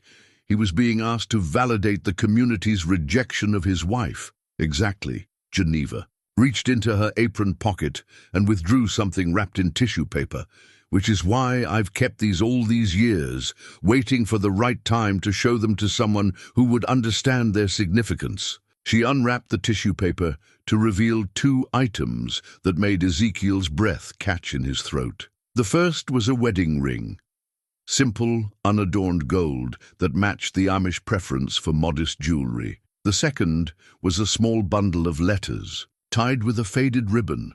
"Mary's wedding ring?" Ezekiel asked. Geneva nodded, and letters she wrote to Jeremiah during their courtship. "I was Mary's only friend in the community, the only person who tried to help her navigate our ways and understand our customs. When she died, Jeremiah gave me these things, said he couldn't bear to keep them, but couldn't bear to destroy them either." Ezekiel accepted the ring with trembling hands. It was warm from Geneva's touch, and he could imagine it on Mary's finger, as she tried to build a life in a community that had already decided she didn't belong. "Read one of the letters," Geneva said softly. "You need to understand what kind of woman Mary was and what kind of love story the community destroyed." Ezekiel untied the ribbon and selected a letter at random. Mary's handwriting was careful and precise, the script of someone who had been well educated but was now trying to adapt to a simpler way of expressing herself. "My dearest Jeremiah," he read aloud, "I have been reading the German Bible you gave me, trying to understand the verses that guide your community's life. I find such beauty in the simplicity, such peace in the idea of living according to God's will rather than worldly ambition. I pray daily that I might be worthy of the life you're offering to share with me, and that our love might serve as a bridge between the English and Amish worlds rather than a source of division. The letter continued for several paragraphs, revealing a woman of deep faith and genuine commitment to understanding Amish values. Mary wrote about her attempts to learn traditional cooking, her efforts to understand German prayers, and her hope that their future children would be raised with the same strong moral foundation that had shaped Jeremiah. She was perfect for him, Geneva said quietly. She understood his faith, respected his community, and loved him enough to give up everything familiar to build a life according to his values. But the community saw only the threat she represented, not the blessing she could have been. Ezekiel continued reading, finding letter after letter that revealed Mary's sincere desire to become part of the Amish community. She wrote about conversations with Geneva, about her attempts to befriend other young women, about her growing understanding of Amish history and values. But there was also pain in the letters, subtle references to cold treatment from community members, to conversations that stopped when she entered a room, to the growing realization that some people would never accept her, regardless of how faithfully she tried to live according to their ways. September 15th, 1962, Ezekiel read from one of the later letters, "My darling Jeremiah, I fear that our love has become a burden for your family and your community. Bishop Samuel spoke to me again today about the complications our marriage might create for future generations. He seems to believe that accepting me would set a dangerous precedent for other young people. I told him that I have no desire to change Amish ways, only to join them, but I'm not sure he believes me." The letter concluded with words that broke Ezekiel's heart. "Perhaps it would be better if I returned to my own people and released you from this difficult choice. I love you too much to be the cause of your separation from everything you hold." "Oh dear." She tried to leave him, Ezekiel said, looking up at Geneva with new understanding. She was willing to sacrifice their love to preserve his relationship with the community. Geneva nodded, tears brightening her eyes. 3 times she tried to leave, and 3 times Jeremiah convinced her to stay. He told her that a love blessed by God was worth any earthly sacrifice, and that he would rather live in exile with her than live in community without her. What happened when she died? Geneva's expression grew heavy with old grief. The baby came early, during a terrible winter storm. The roads were impassable, and the English doctor couldn't reach the farm. Mary labored for nearly 2 days, with only the community midwife to help her. When the baby finally came, a little girl, she lived just long enough for Jeremiah to hold her and give her a name. What name? Hope. He named her Hope because he said she represented everything he and Mary had dreamed of building together. The tragedy took on new dimensions, as Ezekiel imagined the young couple facing loss that would have challenged anyone's faith, but facing it in the context of community disapproval that made their grief even more isolating. Mary died 3 hours after the baby, Geneva continued. Her last words were an apology to Jeremiah for not being strong enough to give him the family he wanted. He held her until the storm passed and neighbors could finally reach the farm. Geneva wiped her eyes with a worn handkerchief. At the funeral, Bishop Samuel spoke about God's judgment and the consequences of choices that go against divine order. He never mentioned Mary's goodness, her faith, or her sincere desire to join our community. To hear him tell it, her death was divine punishment for the sin of their marriage, and that's when Jeremiah refused to repent. He stood up during the service and said that he would confess to any sin they wanted except the sin of loving Mary. He said that loving her had brought him closer to God, not farther away, and that he would rather spend eternity in exile than dishonor her memory to satisfy human judgment. The pieces of the puzzle finally came together for Ezekiel. Jeremiah's shunning hadn't been about rebellion or worldliness. It had been about love, grief, and the courage to defend the memory of someone who had been unfairly rejected by the community she had tried to join. "Why didn't you tell this story before now?" Ezekiel asked. "Why has the community been allowed to maintain the fiction that Jeremiah was a rebel who chose worldliness over faith?" Geneva folded her hands in her lap, looking every one of her 68 years. "Because telling the truth would have required admitting that the community made a terrible mistake, that Bishop Samuel's prejudice created a tragedy that could have been avoided. It's easier to maintain the story of Jeremiah's rebellion than to face the possibility that our leaders were wrong. But you're telling me now, because," Geneva said, rising from her chair and gathering the letters, "you have the chance to right an old wrong, to honor Jeremiah's memory and continue the work he started. And because I'm old enough now to know that some truths are too important to take to the grave." She handed him Mary's wedding ring. "This belongs with family now. Mary would have been your aunt if the community had allowed their love to flourish, instead of treating it as a threat." As Geneva walked back to her own house, Ezekiel sat alone with Mary's ring and the letters that revealed a love story far different from the one he had been taught to believe. The wedding ring was a simple band of gold, but it represented something precious that had been lost. Not just Jeremiah's love for Mary, but the community's opportunity to grow beyond its fears and embrace the outsider who had genuinely wanted to belong. That evening, Ezekiel returned to Jeremiah's farm one more time before Sunday service would force him to make his choice public. He wanted to see the place with fresh eyes, understanding now what it represented. Not a retreat from faith, but a different way of living that faith when the community of faith had proven too narrow to contain it. In Jeremiah's workshop, he found something he had missed on previous visits. Hidden behind a stack of lumber, almost as if Jeremiah had been working on it in secret, was a cradle of extraordinary beauty. The wood was polished to a soft glow, every joint perfect, every curve designed with loving attention to the child who might someday sleep there.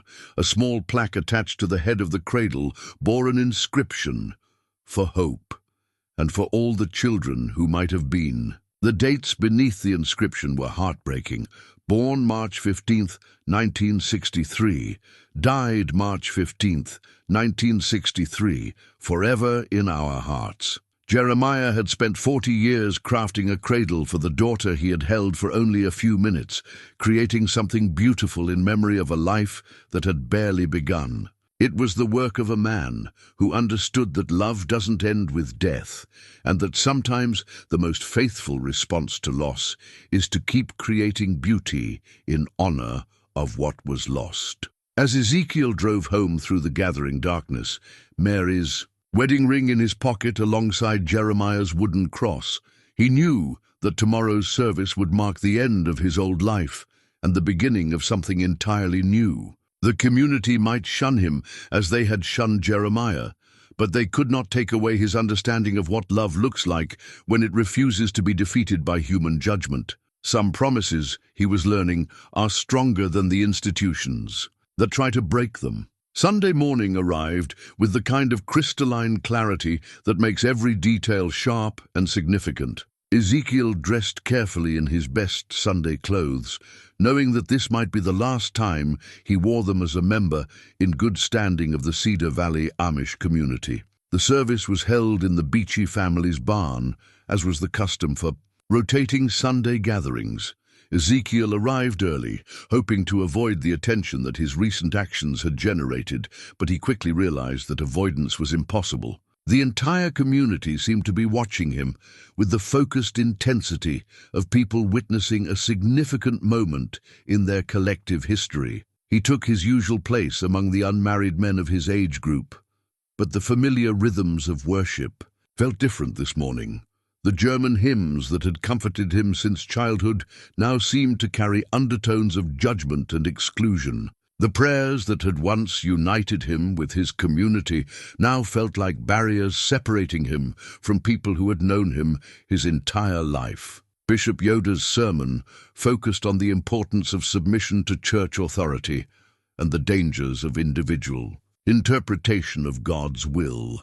His words were carefully chosen, but everyone present understood that the message was directed specifically at Ezekiel and his recent questioning of community decisions. When a man begins to trust his own understanding more than the collective wisdom of the faithful, the bishop intoned, he walks the path that leads to spiritual pride and separation from God's people. The church exists not to serve individual desires, but to preserve the truth that has been handed down through generations of faithful servants. After the service, as the community gathered for the traditional meal and fellowship, Ezekiel found himself increasingly isolated. Conversations stopped when he approached, and even longtime friends seemed uncomfortable making eye contact. The social machinery of shunning had begun to operate even before any official decision had been announced. It was during this uncomfortable interlude that Samuel Weaver arrived, driving his buggy directly to the Beachy farm with the urgency of a man bearing significant news. His presence at an Amish worship service caused a stir of curiosity and concern. Outsiders were rarely present during community gatherings unless there was official business to conduct. Samuel approached Ezekiel directly, ignoring the disapproving stares of the community elders. "Ezekiel, I need to speak with you privately. There's been a development regarding Jeremiah's estate that changes everything we thought we knew." Bishop Yoda stepped forward with the authority of a man protecting his flock from unwelcome intrusions. "Mr. Weaver, this is a day of worship and community fellowship. Whatever business you have with Brother Ezekiel can wait until tomorrow." "I'm afraid it can't wait," Samuel replied respectfully but firmly. "What I've discovered affects not just Ezekiel, but potentially this entire community's understanding of their own history." The gathered families formed a loose circle around the conversation, sensing that whatever Samuel had to share would have implications far beyond simple legal matters. Even the children seemed to understand that this was a moment requiring their attention. Samuel opened his familiar portfolio and withdrew a document that looked different from his usual legal papers, older, more formal, with the weight of official government business. "Yesterday, I received this from the Pennsylvania State Bureau of Vital Records," he said, holding up what appeared to be a birth certificate. "It's taken weeks to track down because the original records were sealed, but I finally have the documentation. That explains the most important part of Jeremiah's story." He handed the document to Ezekiel, whose hands trembled as he read the official text. The words seemed to swim before his eyes, refusing to make sense of what they were saying. "I don't understand," Ezekiel said finally. "This says this can't be right." Samuel's expression was grave with the weight of revelation. "According to that birth certificate and the adoption records that accompany it, you are not Jacob Lapp's grandson by blood. You are Jeremiah Lapp's grandson."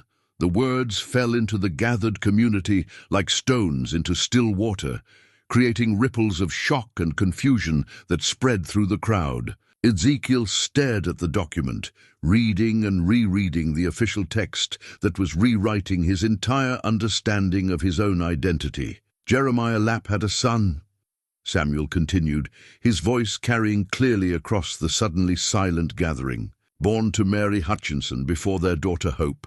The boy was born in 1962, a few months before Jeremiah and Mary were married. His name was David Lapp." Ezekiel's mind reeled with implications he couldn't yet process. "David Lapp was my father, yes. Which means Jeremiah wasn't your great-uncle as we initially thought. He was your grandfather. The man who spent 40 years loving you from afar wasn't a distant relative. He was your direct ancestor, the grandfather you never knew you had." Bishop Yoda stepped forward, his face pale with shock. "That's impossible. David Lapp was Jacob's son, raised in this community from birth. There's no record of any adoption, any connection to Jeremiah." Samuel produced another document from his portfolio. The adoption was arranged quietly in 1963, after Mary died and Jeremiah was shunned. Jacob and his wife Ruth were childless, after many years of marriage, and they agreed to raise David as their own son. The records were sealed to protect the child from the stigma of his parents' situation. The revelation hit the community like lightning, illuminating a dark landscape. Suddenly, connections that had been hidden for decades became visible. Ezekiel's resemblance to the photograph of young Jeremiah wasn't coincidental. It was genetic. The careful way certain family stories had been told, the missing pages from the family Bible, the community's discomfort whenever questions arose about family history, all of it now made terrible sense. Deacon Miller stepped forward, his weathered face showing the strain of processing this new information. "You're saying that we've been treating Jeremiah's own grandson as if he had no connection to the man we shunned." "More than that," Samuel replied. "You've been hiding Ezekiel's true parentage from him his entire life. The man you've been condemning as a rebel and outcast was this community member's own grandfather." Geneva Patterson pushed through the crowd, her face bright with tears and understanding. "I knew," she said quietly. "Dear Lord, forgive me. I knew, and I never said anything." All eyes turned to her as she struggled with revelations she had carried. "In silence for decades, I helped deliver David," Geneva continued. "Mary was staying with me those last few weeks before the baby came, because Jeremiah was afraid to have the birth happen at their farm, where the community might interfere. David was born healthy and strong, but Mary was already showing signs of the complications that would eventually claim her life." She paused, gathering the courage to tell truths that had been buried for 60 years. "After Mary died and Jeremiah was shunned, Jacob and Ruth came to me," Geneva said. "They offered to take David and raise him as their own, to give him the chance to grow up accepted by the community, rather than bearing the stigma of his father's situation." Jeremiah agreed because he thought it was best for the child, but it broke his heart to give up the only family he had left. Ezekiel stared at Geneva, processing the fact that she had known his true parentage his entire life, and had kept the secret even through his marriage to Sarah, even through the lonely years after Sarah's death, when understanding his true family connections might have brought him comfort. "Why?" he asked simply. "Why keep this secret for so long?" Geneva's voice broke with emotion. "Because Jacob and Ruth made me promise. They were so afraid that if the truth came out, David would be rejected by the community just like Jeremiah had been.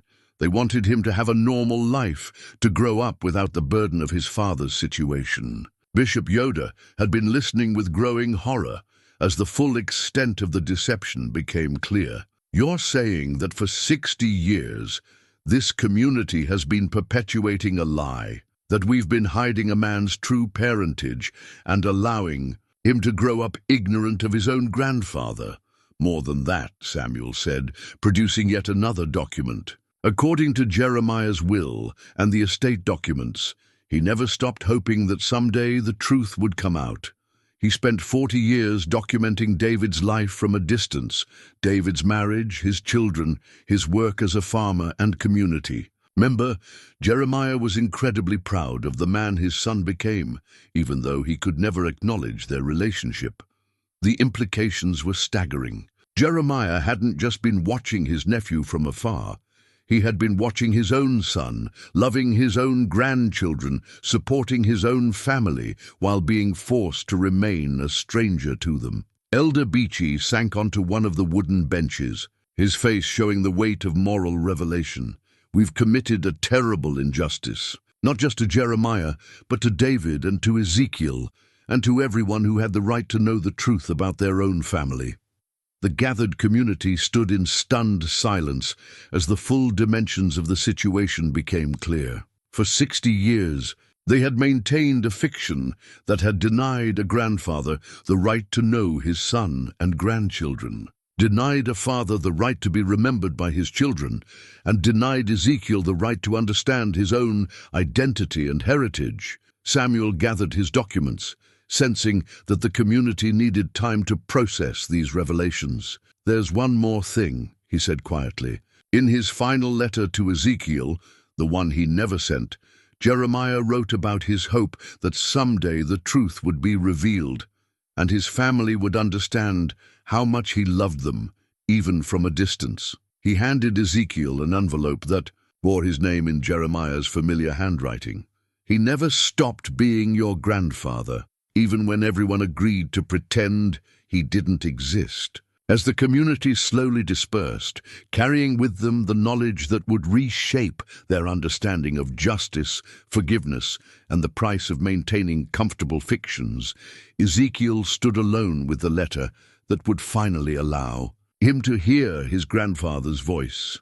The dollar bill that had started this journey now seemed like the smallest part of an inheritance that included not just property and money, but identity, family history, and the knowledge that he had been loved by a man who had suffered in silence rather than burden his family with the truth. Some promises, Ezekiel was learning, are kept across generations, even when keeping them requires sacrifices that no one should have to make. The afternoon sun cast long shadows across Ezekiel's farmyard as he sat alone on his front porch, Jeremiah's final letter unopened in his hands. The community had dispersed after Samuel's revelations, each family carrying home the weight of knowledge that would fundamentally alter their understanding of the past 60 years.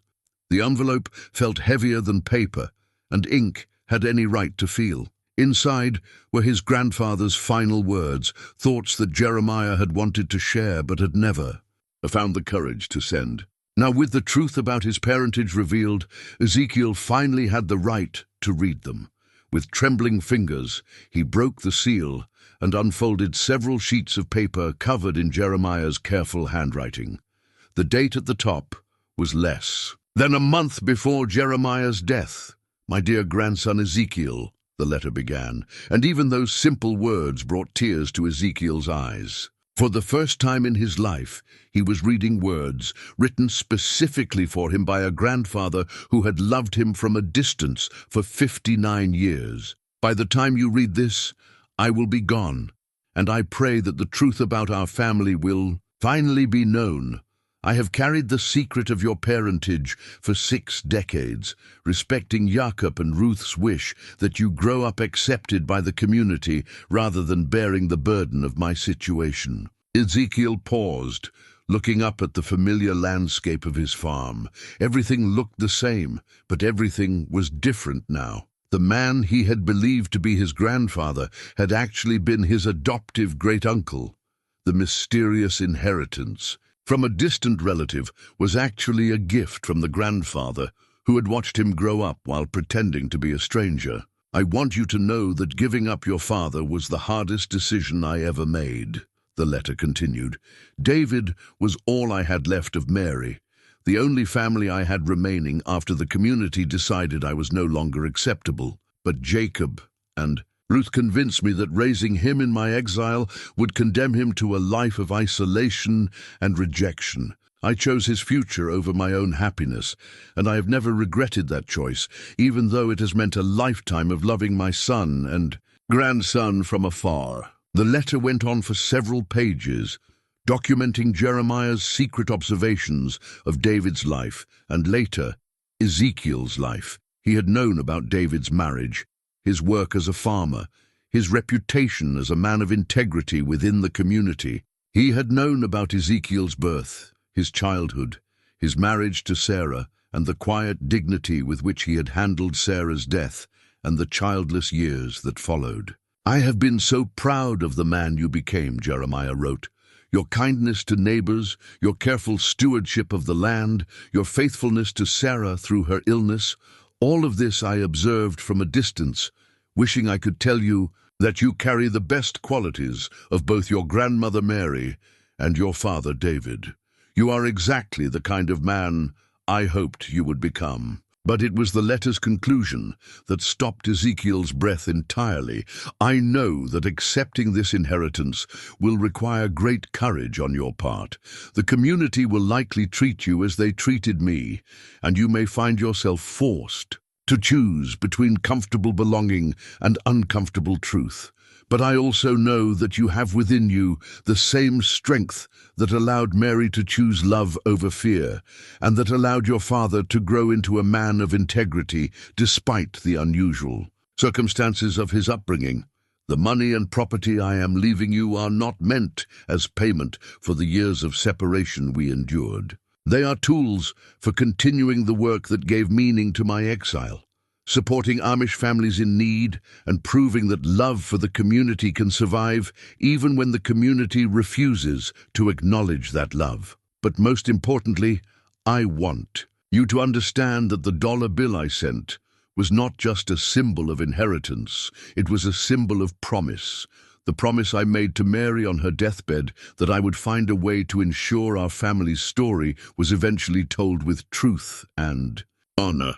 The promise I made to your father when I gave him up for adoption that I would never stop loving him, even if I could never acknowledge him. And the promise I make to you now that love is stronger than human judgment and that some bonds cannot be broken by time or distance or even death. Ezekiel set the letter aside and walked to his barn, needing the comfort of familiar routines while his mind processed the magnitude of what he had learned. His grandfather had been alive his entire life, living just 15 miles away, loving him and praying for him and hoping someday to meet him properly. The evening milking took longer than usual as Ezekiel found himself pausing frequently, overwhelmed by the realization that every day of his life had been observed by someone who cared deeply about his welfare, but could never let that caring be known. As darkness settled over Cedar Valley, Ezekiel made a decision that surprised him. With its clarity and certainty, tomorrow he would accept Jeremiah's inheritance fully and completely, not just the property and money, but the responsibility and the mission that came with them. He would become the bridge between Jeremiah's story and the community's future, ensuring that the truth about love and forgiveness finally overcame the comfortable lies that had been maintained for too long. But first, he needed to prepare for the consequences of that decision.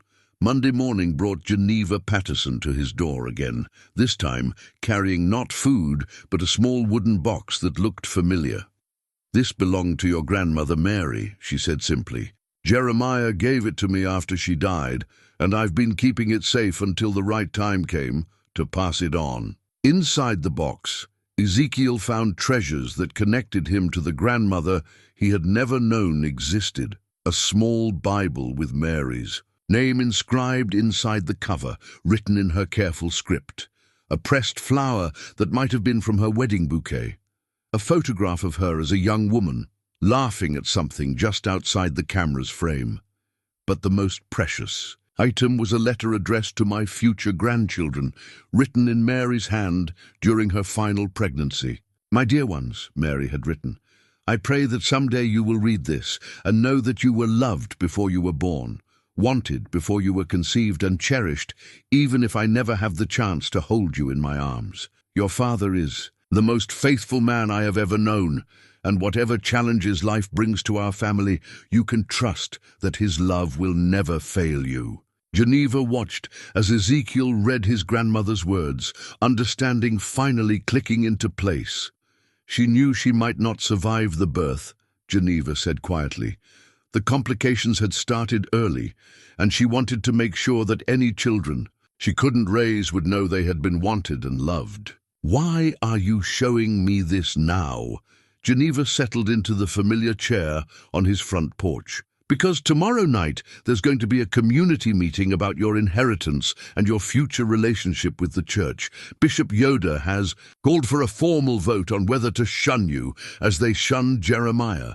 The news wasn't unexpected, but hearing it stated so plainly still sent a chill through Ezekiel's heart.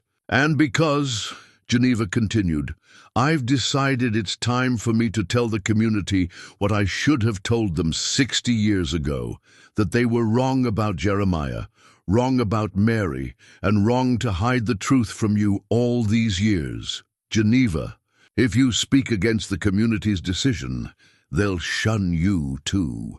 She smiled with the serenity of someone who has finally decided to choose truth over comfort. "I'm 68 years old, Ezekiel. I've spent most of my life keeping other people's secrets and avoiding difficult conversations. I don't have many years left, and I'd rather spend them telling the truth than maintaining comfortable lies." That afternoon, Samuel Weaver arrived, with the final legal documents required for transferring Jeremiah's estate. The papers were extensive: property deeds, bank account transfers, trust fund documents, and detailed instructions for continuing the charitable work that had given Jeremiah's life meaning during his years of exile. The trust fund alone is worth more than $400,000, Samuel explained as they reviewed the documents in Ezekiel's kitchen. Properly managed, it could support Amish communities for decades to come. But it requires someone committed to traveling extensively, evaluating needs personally, and making decisions that sometimes won't be popular with local leaders. "What do you mean?" Samuel pointed to a specific clause in the trust documents. Jeremiah was very clear that the charitable work should focus on families and situations that other sources might overlook or reject. He particularly wanted to help people whose needs arose from circumstances that made them uncomfortable to support: mixed marriages, families dealing with shunning, young people trying to establish themselves after leaving and returning to the community. Ezekiel understood immediately. Jeremiah wanted to use his wealth to help people in situations similar to his own, people caught between worlds, people whose needs were complicated by community politics, people who might be overlooked by more conventional forms of Amish mutual aid. "It's controversial work," Samuel warned. "Some bishops will cooperate with you, like they did with Jeremiah. Others will see you as encouraging behavior they consider spiritually dangerous. But it's necessary work." Jeremiah believed it was the most necessary work he could do, Samuel agreed, and he believed you were the right person to continue it. That evening, Ezekiel walked through Jeremiah's farm one more time before the community meeting that would determine his future. The property felt different now that he understood it was his true inheritance from his actual grandfather. Every building, every fence, every carefully tended garden represented not just Jeremiah's exile, but his love for a family he could acknowledge only in private prayers and secret observations. In the workshop, Ezekiel found something that Samuel must have missed during their previous visits: a collection of wooden toys that were clearly intended for specific children. Each toy bore a small tag with a name and date, and as Ezekiel examined them more closely, he realized they represented every Amish child born in Cedar Valley during the past 40 years. His own name appeared on several toys: a wooden horse, dated for his 5th birthday, a set of building blocks for his 8th, a chess set for his 16th. Jeremiah had been creating birthday gifts for his grandson every year, gifts that were never given but that represented a grandfather's love, faithfully maintained despite impossible circumstances. The discovery broke something open in Ezekiel's chest. For 40 years, while he had believed himself to be an orphan with no extended family, his grandfather had been crafting tokens of love and storing them away like prayers in physical form. Tomorrow night, the community would decide whether to treat him as they had treated Jeremiah, cutting him off from fellowship and erasing him from their collective memory. But tonight, surrounded by his grandfather's workshop and his grandmother's letters and the evidence of love that had never been allowed proper expression, Ezekiel finally understood what Jeremiah had meant about promises being stronger than human judgment. Some bonds, he realized, transcend the institutions that try to regulate them. Some love is too deep to be diminished by distance or time or even official rejection. Tomorrow he would stand before his community and accept whatever consequences came with choosing truth over comfort. But he would stand as Jeremiah Lapp's grandson, carrying forward a legacy of love that had survived 60 years of silence and was finally ready to find its voice. Tuesday evening arrived with unseasonable warmth, as if nature itself was holding its breath for the community meeting that would determine Ezekiel's future. The gathering was held in the schoolhouse, the largest building in Cedar Valley capable of accommodating the entire adult membership of the church community. Ezekiel arrived early, carrying with him a leather satchel containing the documents and artifacts that told the true story of Jeremiah's life and character. Samuel Weaver had offered to attend as a witness, but Ezekiel had declined. This was a matter to be settled within the community, according to their own traditions and understanding of justice. The schoolhouse filled slowly as families arrived by buggy and on foot. The usual pre-meeting conversations were subdued, replaced by the tense anticipation that accompanies moments of significant decision. Everyone present understood that tonight's vote would establish precedent for how the community handled challenges to established authority and long-held beliefs. Bishop Yoda took his place at the front of the room, with the gravity of a man carrying the weight of institutional responsibility. Beside him sat Deacon Miller and Elder Beachy, their faces reflecting the strain of processing revelations that had challenged their understanding of past decisions. "Brothers and sisters," Bishop Yoda began, his voice carrying clearly through the packed schoolhouse, "we gather tonight to address a matter that affects not just one member of our community, but our collective commitment to the principles that have guided our faith for generations." He gestured toward Ezekiel, who sat in the front row with the calm bearing of someone who had made peace with whatever consequences his choices might bring. Brother Ezekiel has chosen to accept an inheritance from Jeremiah Lapp, a man who was righteously shunned by this community 41 years ago for rebellion against church authority and refusal to repent of choices that violated our understanding of proper Christian conduct. The bishop's words carried the formal weight of official church business, but Ezekiel noted something different in his tone, a hesitation that suggested uncertainty about the moral foundation of the position he was required to defend.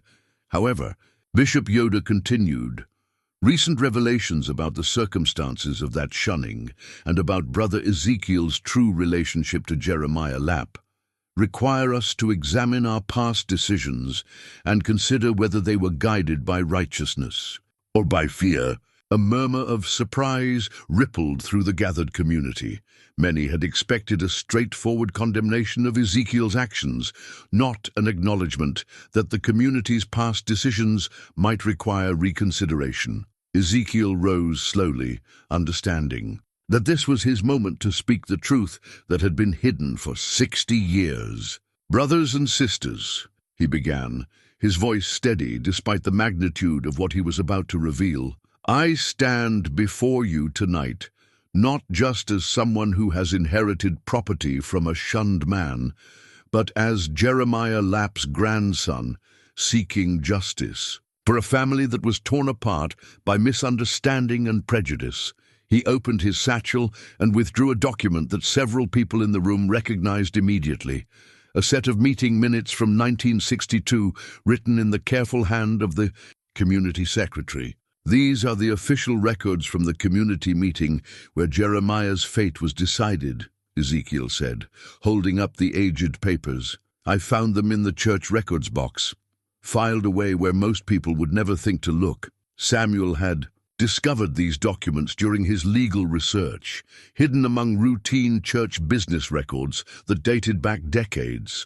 Their contents would shock everyone present. "According to these minutes," Ezekiel read aloud, "the community leadership knew that Mary Hutchinson was a sincere convert to the Amish faith.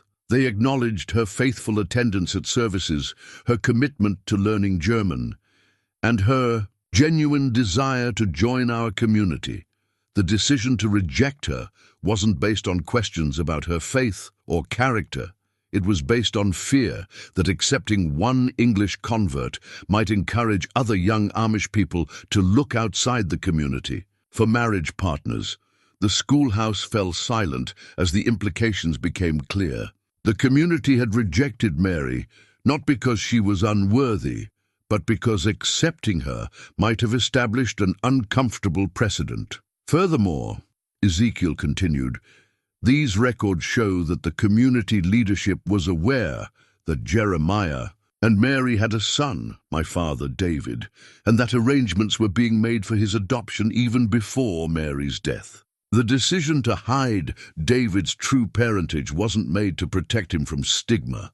It was made to protect the community from having to acknowledge that they had orphaned a child through their rejection of his parents. Geneva Patterson rose from her seat in the middle of the room, her elderly frame carrying the dignity of someone finally ready to speak truth after decades of silence. I can confirm everything Ezekiel has said, she declared, her voice carrying clearly through the stunned room. I helped deliver David.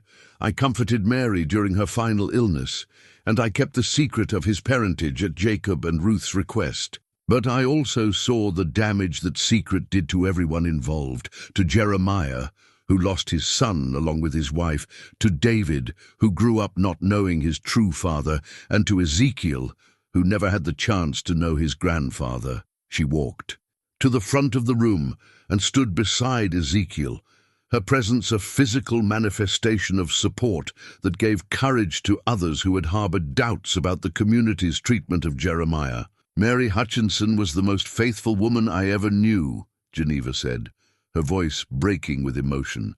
She loved Jeremiah, she loved our community, and she died trying to give birth to children who would have grown up honoring the Amish way of life. The community's rejection of her was based on fear, not faith, and that fear created a tragedy that has echoed through 3 generations. From his seat among the elders, Deacon Miller stood slowly. His weathered face showed the struggle of a man wrestling with implications that challenged everything he had believed about past decisions. Sister Geneva speaks truly, he said, his voice heavy with recognition. I was young when these events occurred, but I remember the discussions among the leadership. There was doubt even then about whether we were responding with Christian love or with worldly prejudice.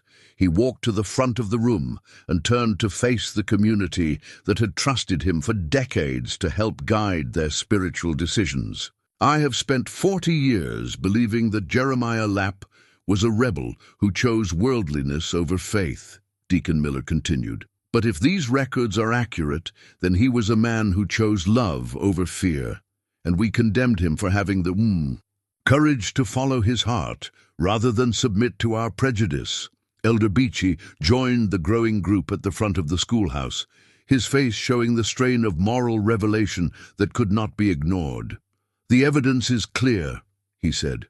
Simply, we have maintained a fiction for 60 years, hiding the truth from Ezekiel and dishonoring the memory of a man who spent his exile proving his continued love for the community that had rejected him. Bishop Yoder remained seated, his face reflecting the terrible weight of leadership in moments when institutional authority and moral truth come into conflict. As the inheritor of his father's decisions and the guardian of community tradition, he faced a choice between defending the past and embracing a more honest future. The room waited in tense silence as families that had known each other for generations confronted the possibility that their community's most fundamental assumptions about righteousness and rebellion might need to be reconsidered. The silence in the schoolhouse stretched like a held breath, until Bishop Yoder finally rose from his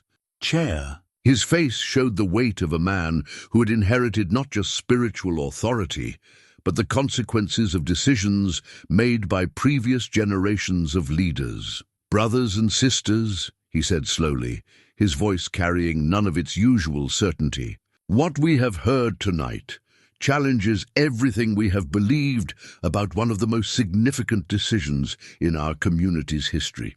He walked to the front of the room, standing before the documents that Ezekiel had spread across the teacher's desk. The meeting minutes, the birth certificates, the adoption records, all of it painted a picture that was impossible to ignore or dismiss.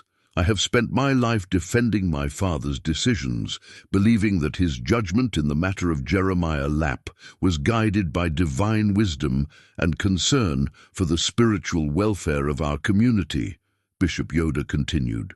But the evidence before us suggests that those decisions may have been guided more by human fear than by godly discernment. From his coat pocket, Ezekiel withdrew one final document, something that Samuel had given him just that morning, with the warning that it might be too powerful to use unless absolutely necessary. "There's something else," Ezekiel said quietly. "Something that I think you all need to see." He unfolded a letter written on church letterhead, bearing the official seal of the Lancaster County Amish Bishops' Conference. The date was recent, just 3 months before Jeremiah's death. This is a letter from the Interchurch Council, acknowledging Jeremiah's decades of charitable work and formally requesting that Cedar Valley reconsider his shunning.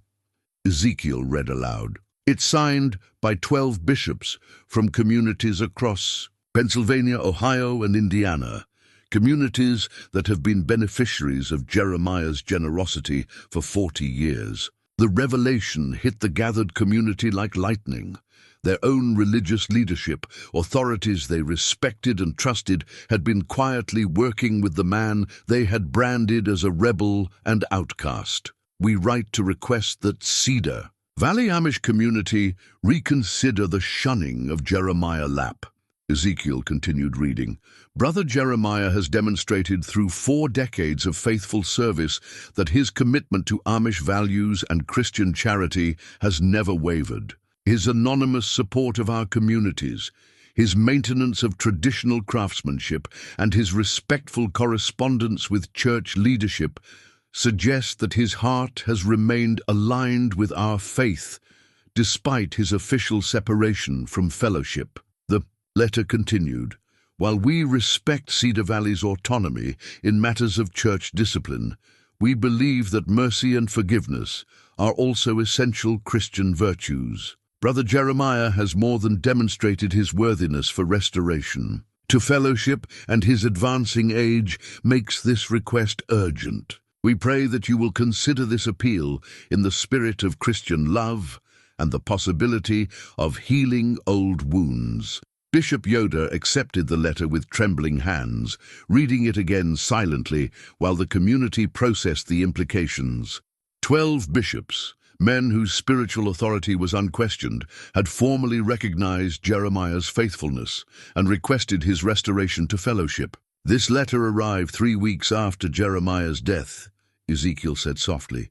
He died, never knowing that leaders from across the region were advocating for his forgiveness and restoration. The weight of missed opportunity, of reconciliation, that had arrived too late, settled over the gathering like a physical presence. Several women were weeping openly, and even the men who had been most resistant to reconsidering Jeremiah's case looked shaken by the evidence of widespread support for his restoration. Samuel Weaver entered the schoolhouse quietly, carrying with him a final piece of documentation that would complete the picture of Jeremiah's true character and the community's tragic misjudgment. "I apologize for interrupting," he said to Bishop Yoder, "but I received this by telegraph this afternoon, and I believe it's relevant to tonight's discussion."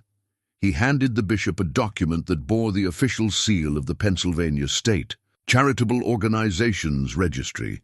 This is a complete record of the Jeremiah Lapp Charitable Trust's activities over the past 40 years, Samuel explained. It shows that Jeremiah donated more than $1.2 million to Amish communities during his lifetime, funding medical care, disaster relief, educational expenses, and farm establishment costs for hundreds of families. The number was staggering, Ezekiel had known about Jeremiah's charitable giving, but the full scope of his generosity was beyond what anyone could have imagined. The records show that at least 37 families in Cedar Valley have received direct assistance from Jeremiah's trust, Samuel continued. Medical bills, farm equipment loans, emergency housing after fires or storms. Many of you have been helped by the man you shunned without ever knowing who was providing that assistance. A murmur of recognition began to spread through the gathered families as people realized they might have been personal beneficiaries of Jeremiah's generosity. The Stoltzfus family, who had struggled with medical bills after their youngest son's accident. The Millers, whose barn had been rebuilt after a lightning fire. The Beaches, whose farm had been saved by an anonymous loan during the drought of 1988. All of them had been helped by Jeremiah, the man their community had declared spiritually dead. Bishop Yoder set down the charitable trust records and looked out over the faces of people he had shepherded for decades. His expression showed the terrible weight of leadership in moments when the right path forward is clear but painful. "My brothers and sisters," he said finally, his voice breaking with emotion, "it is clear that this community committed a grave injustice 41 years ago. We allowed fear and prejudice to guide our decision-making rather than love and discernment. We condemned a man for choosing love over convenience, and we maintained that condemnation even when evidence of his faithfulness became overwhelming." He walked to where Ezekiel stood and placed his hands on his shoulders in the traditional gesture of blessing and reconciliation. "Brother Ezekiel," he said formally, "on behalf of this community and in the name of our Lord Jesus Christ, I ask your forgiveness for the injustice we have done to you and your family. We denied you the right to know your grandfather. We erased your true heritage from our records, and we allowed you to grow up believing lies about your own identity." The bishop's voice grew stronger as he continued, "Furthermore, I propose that this community formally acknowledge our misjudgment of Jeremiah Lapp and posthumously restore him to full fellowship. Let his name be spoken with honor rather than silence, and let his example of faithful service, despite rejection, be a lesson to us about the nature of true Christian love." A wave of emotion swept through the schoolhouse as the full impact of the bishop's words became clear. Geneva Patterson was weeping openly, and even the men who had been most resistant to change looked moved by the moment of communal repentance and recognition. Elder Beachy stood and addressed the gathering. "I move that we formally vote to restore Jeremiah Lapp to posthumous fellowship and to publicly acknowledge the error of our past judgment." "I second the motion," added Deacon Miller, his voice firm with conviction. The vote was unanimous. For the first time in 41 years, Jeremiah Lapp was officially recognized as a member in good standing of the Cedar Valley Amish community. As families began to file out of the schoolhouse, many stopped to speak with Ezekiel, some offering apologies, others sharing memories of anonymous help they now realized had come from Jeremiah. All of them expressing gratitude for his courage in forcing the community to confront uncomfortable truths. But it was Bishop Yoder who provided the evening's final, most meaningful gesture. From a wooden box that he had carried to the meeting, he withdrew a hand-carved nameplate that read, "Jeremiah Lapp, faithful servant, loving grandfather, member of Christ's Church. I made this tonight," he said simply, "to be placed on his grave tomorrow.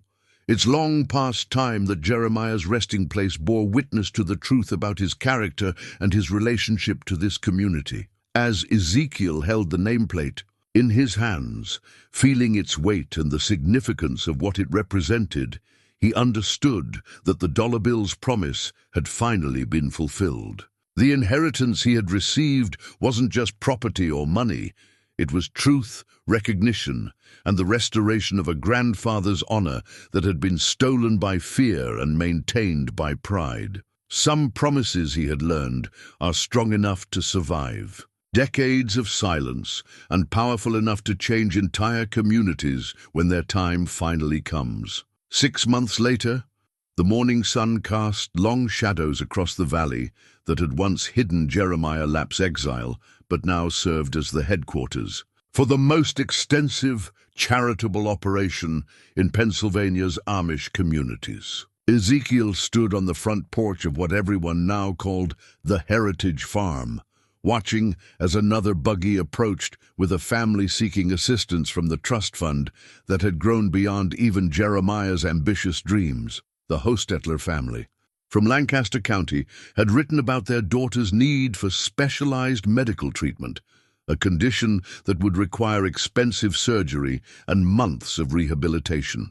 Like dozens of other families before them, they had heard about the charitable trust through the quiet network of bishops and community leaders who had learned to respect Jeremiah's legacy and trust Ezekiel's judgment in continuing his work. The past half-year had transformed Ezekiel's life in ways that the simple inheritance of property could never have accomplished. He had traveled to 14 different Amish communities, evaluating needs and distributing assistance according to Jeremiah's principles of helping those whose circumstances made them difficult for conventional charity to support. Mixed families, people returning from periods of shunning, young couples struggling to establish farms, all of them found in Jeremiah's trust fund a source of hope and practical assistance.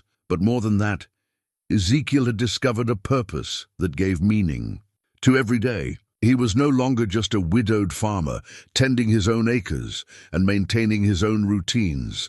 He was the bridge between Jeremiah's vision and its practical implementation, the living embodiment of love's power to survive rejection and transform. Communities. The Hostetler buggy pulled up to the front gate, and Ezekiel walked down to greet them with the warmth he had learned from watching Geneva Patterson welcome visitors to her own home for decades. The father, Jacob Hostetler, climbed down slowly, his weathered face showing the strain of a man carrying burdens too heavy for one person to bear alone. "Brother Ezekiel," Jacob said, extending his hand with the careful courtesy of someone who had swallowed his pride to ask for help. "I'm grateful you agreed to see us. Our daughter Emma, she's only 12, but the doctors say without surgery she may never walk properly again." "Come inside," Ezekiel replied, gesturing toward the farmhouse that had been transformed from Jeremiah's lonely refuge into a center of activity and hope. "Let's sit down and talk about Emma's needs and how the trust can help." The conversation that followed had become familiar to Ezekiel. The careful explanation of circumstances, the documentation of medical needs, the family's attempts to find other sources of assistance. But it was also deeply personal, as every such conversation was. Behind the practical details of surgery costs and travel expenses lay a family's fear, hope, and desperate love for a child whose future hung in the balance. As they talked, Ezekiel found himself thinking about Mary's letter to her future grandchildren, about her prayer that they would know they were loved before they were born. In some sense, every family that came to Heritage Farm was part of that extended family, people connected not by blood, but by the understanding that love creates obligations that transcend comfortable boundaries. The trust will cover Emma's surgery and all related expenses, Ezekiel told the Hostetlers after reviewing their documentation. "But more than that, I want you to know that your daughter's healing will be a continuation of work that began with my grandfather's understanding that some promises are too important to be limited by institutional boundaries." Jacob Hostetler's eyes filled with tears of relief and gratitude. "How can we ever thank you? How can we repay such generosity?" "By remembering that Emma's healing was made possible by someone who loved your community, even when your community wasn't able to love him back," Ezekiel replied. "And by teaching Emma that sometimes the most faithful response to receiving grace is to pass it on to others who need it." After the Hostetlers left, Ezekiel walked through the property that had become both his home and his life's work. The workshop, where Jeremiah had crafted furniture and toys, was now a meeting space where community leaders gathered to discuss charitable priorities. The barn where Jeremiah had worked alone was now filled with supplies for disaster relief and farm establishment. Assistance. But it was the small cemetery behind the farmhouse that drew Ezekiel's attention most often. Jeremiah lay beside Mary and baby Hope under headstones that finally told their story truthfully. Mary's marker read, "Beloved wife and mother, her love bridged two worlds." Hope's tiny headstone bore the inscription, "Forever in our hearts." Brief. Life, eternal promise. And Jeremiah's stone, carved with Bishop Yoda's own hands, proclaimed him faithful grandfather, generous servant, keeper of promises. The cemetery had become a pilgrimage site of sorts for people whose lives had been touched by Jeremiah's charity. Families came to pay respects to the man who had helped them through crises. Young people came to understand how love could survive even the most difficult circumstances, and community leaders came to remember the cost of allowing fear to override discernment. Emma Hutchinson visited regularly, bringing fresh flowers and news of the communities that continued to benefit from the trust fund's work. At 84, she had become the unofficial historian of Jeremiah's story, ensuring that future generations would understand the price of prejudice and the power of persistent love. "He would be so proud of what you've accomplished," she told Ezekiel during one of her visits.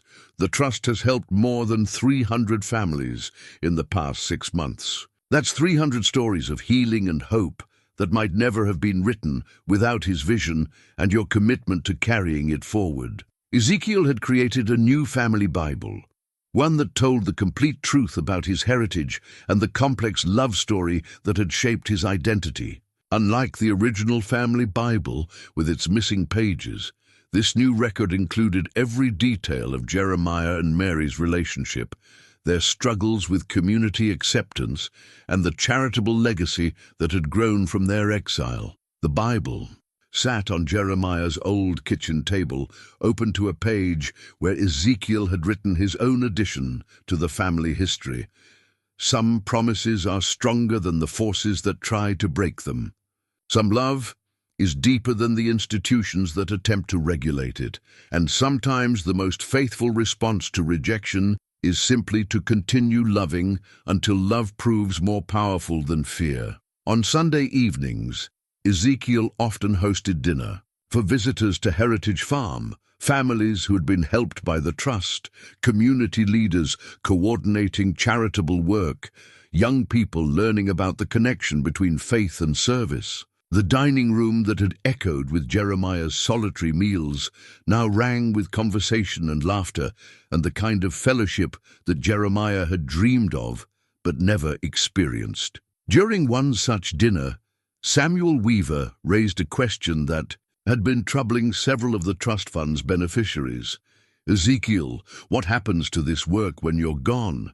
How do we ensure that Jeremiah's vision continues into future generations?" Ezekiel had been thinking about the same question, understanding that successful charitable work required institutional structures that could survive individual leadership. "I've been corresponding with young men in several communities who have expressed interest in learning about the Trust's work," he replied.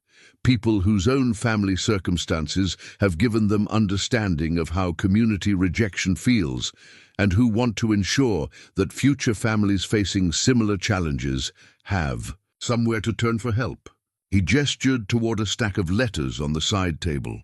Correspondence from young Amish men and women whose own experiences with mixed marriages, periods of shunning, or family complications had prepared them to understand the Trust's mission. Jeremiah's vision was never about one man's charity, Ezekiel continued. It was about creating a network of people committed to ensuring that love proves stronger than fear and that communities grow more inclusive rather than more exclusive over time. As the evening wound down and guests began the journey back to their own communities, Ezekiel walked out to the cemetery one more time. The spring air carried the scent of new grass and apple blossoms, and the setting sun painted the valley in shades of gold and amber. Standing beside Jeremiah's grave, Ezekiel pulled the original dollar bill from his pocket, carefully preserved these many months as a reminder of how small gestures can change entire worlds. The bill was worn now, soft with handling and fragile with age, but it still carried the power to remind him that some promises transcend death and some love creates obligations that span generations. "Thank you, grandfather," he said quietly, speaking to the man he had never met, but who had shaped his life in ways both seen and unseen, "for keeping your promise to grandmother Mary, for loving Father David even when you couldn't acknowledge him, and for trusting me with the work you started."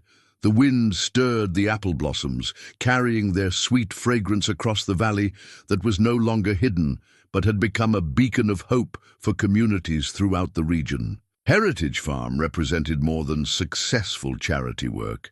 It was proof that love could survive rejection, that truth could overcome comfortable fiction, and that sometimes the most faithful response to exile is to continue serving the community that created the exile. As Ezekiel walked back toward the farmhouse, he could almost see them, Jeremiah and Mary, young and full of hope, planning a future that circumstances had stolen, but love had preserved in different form.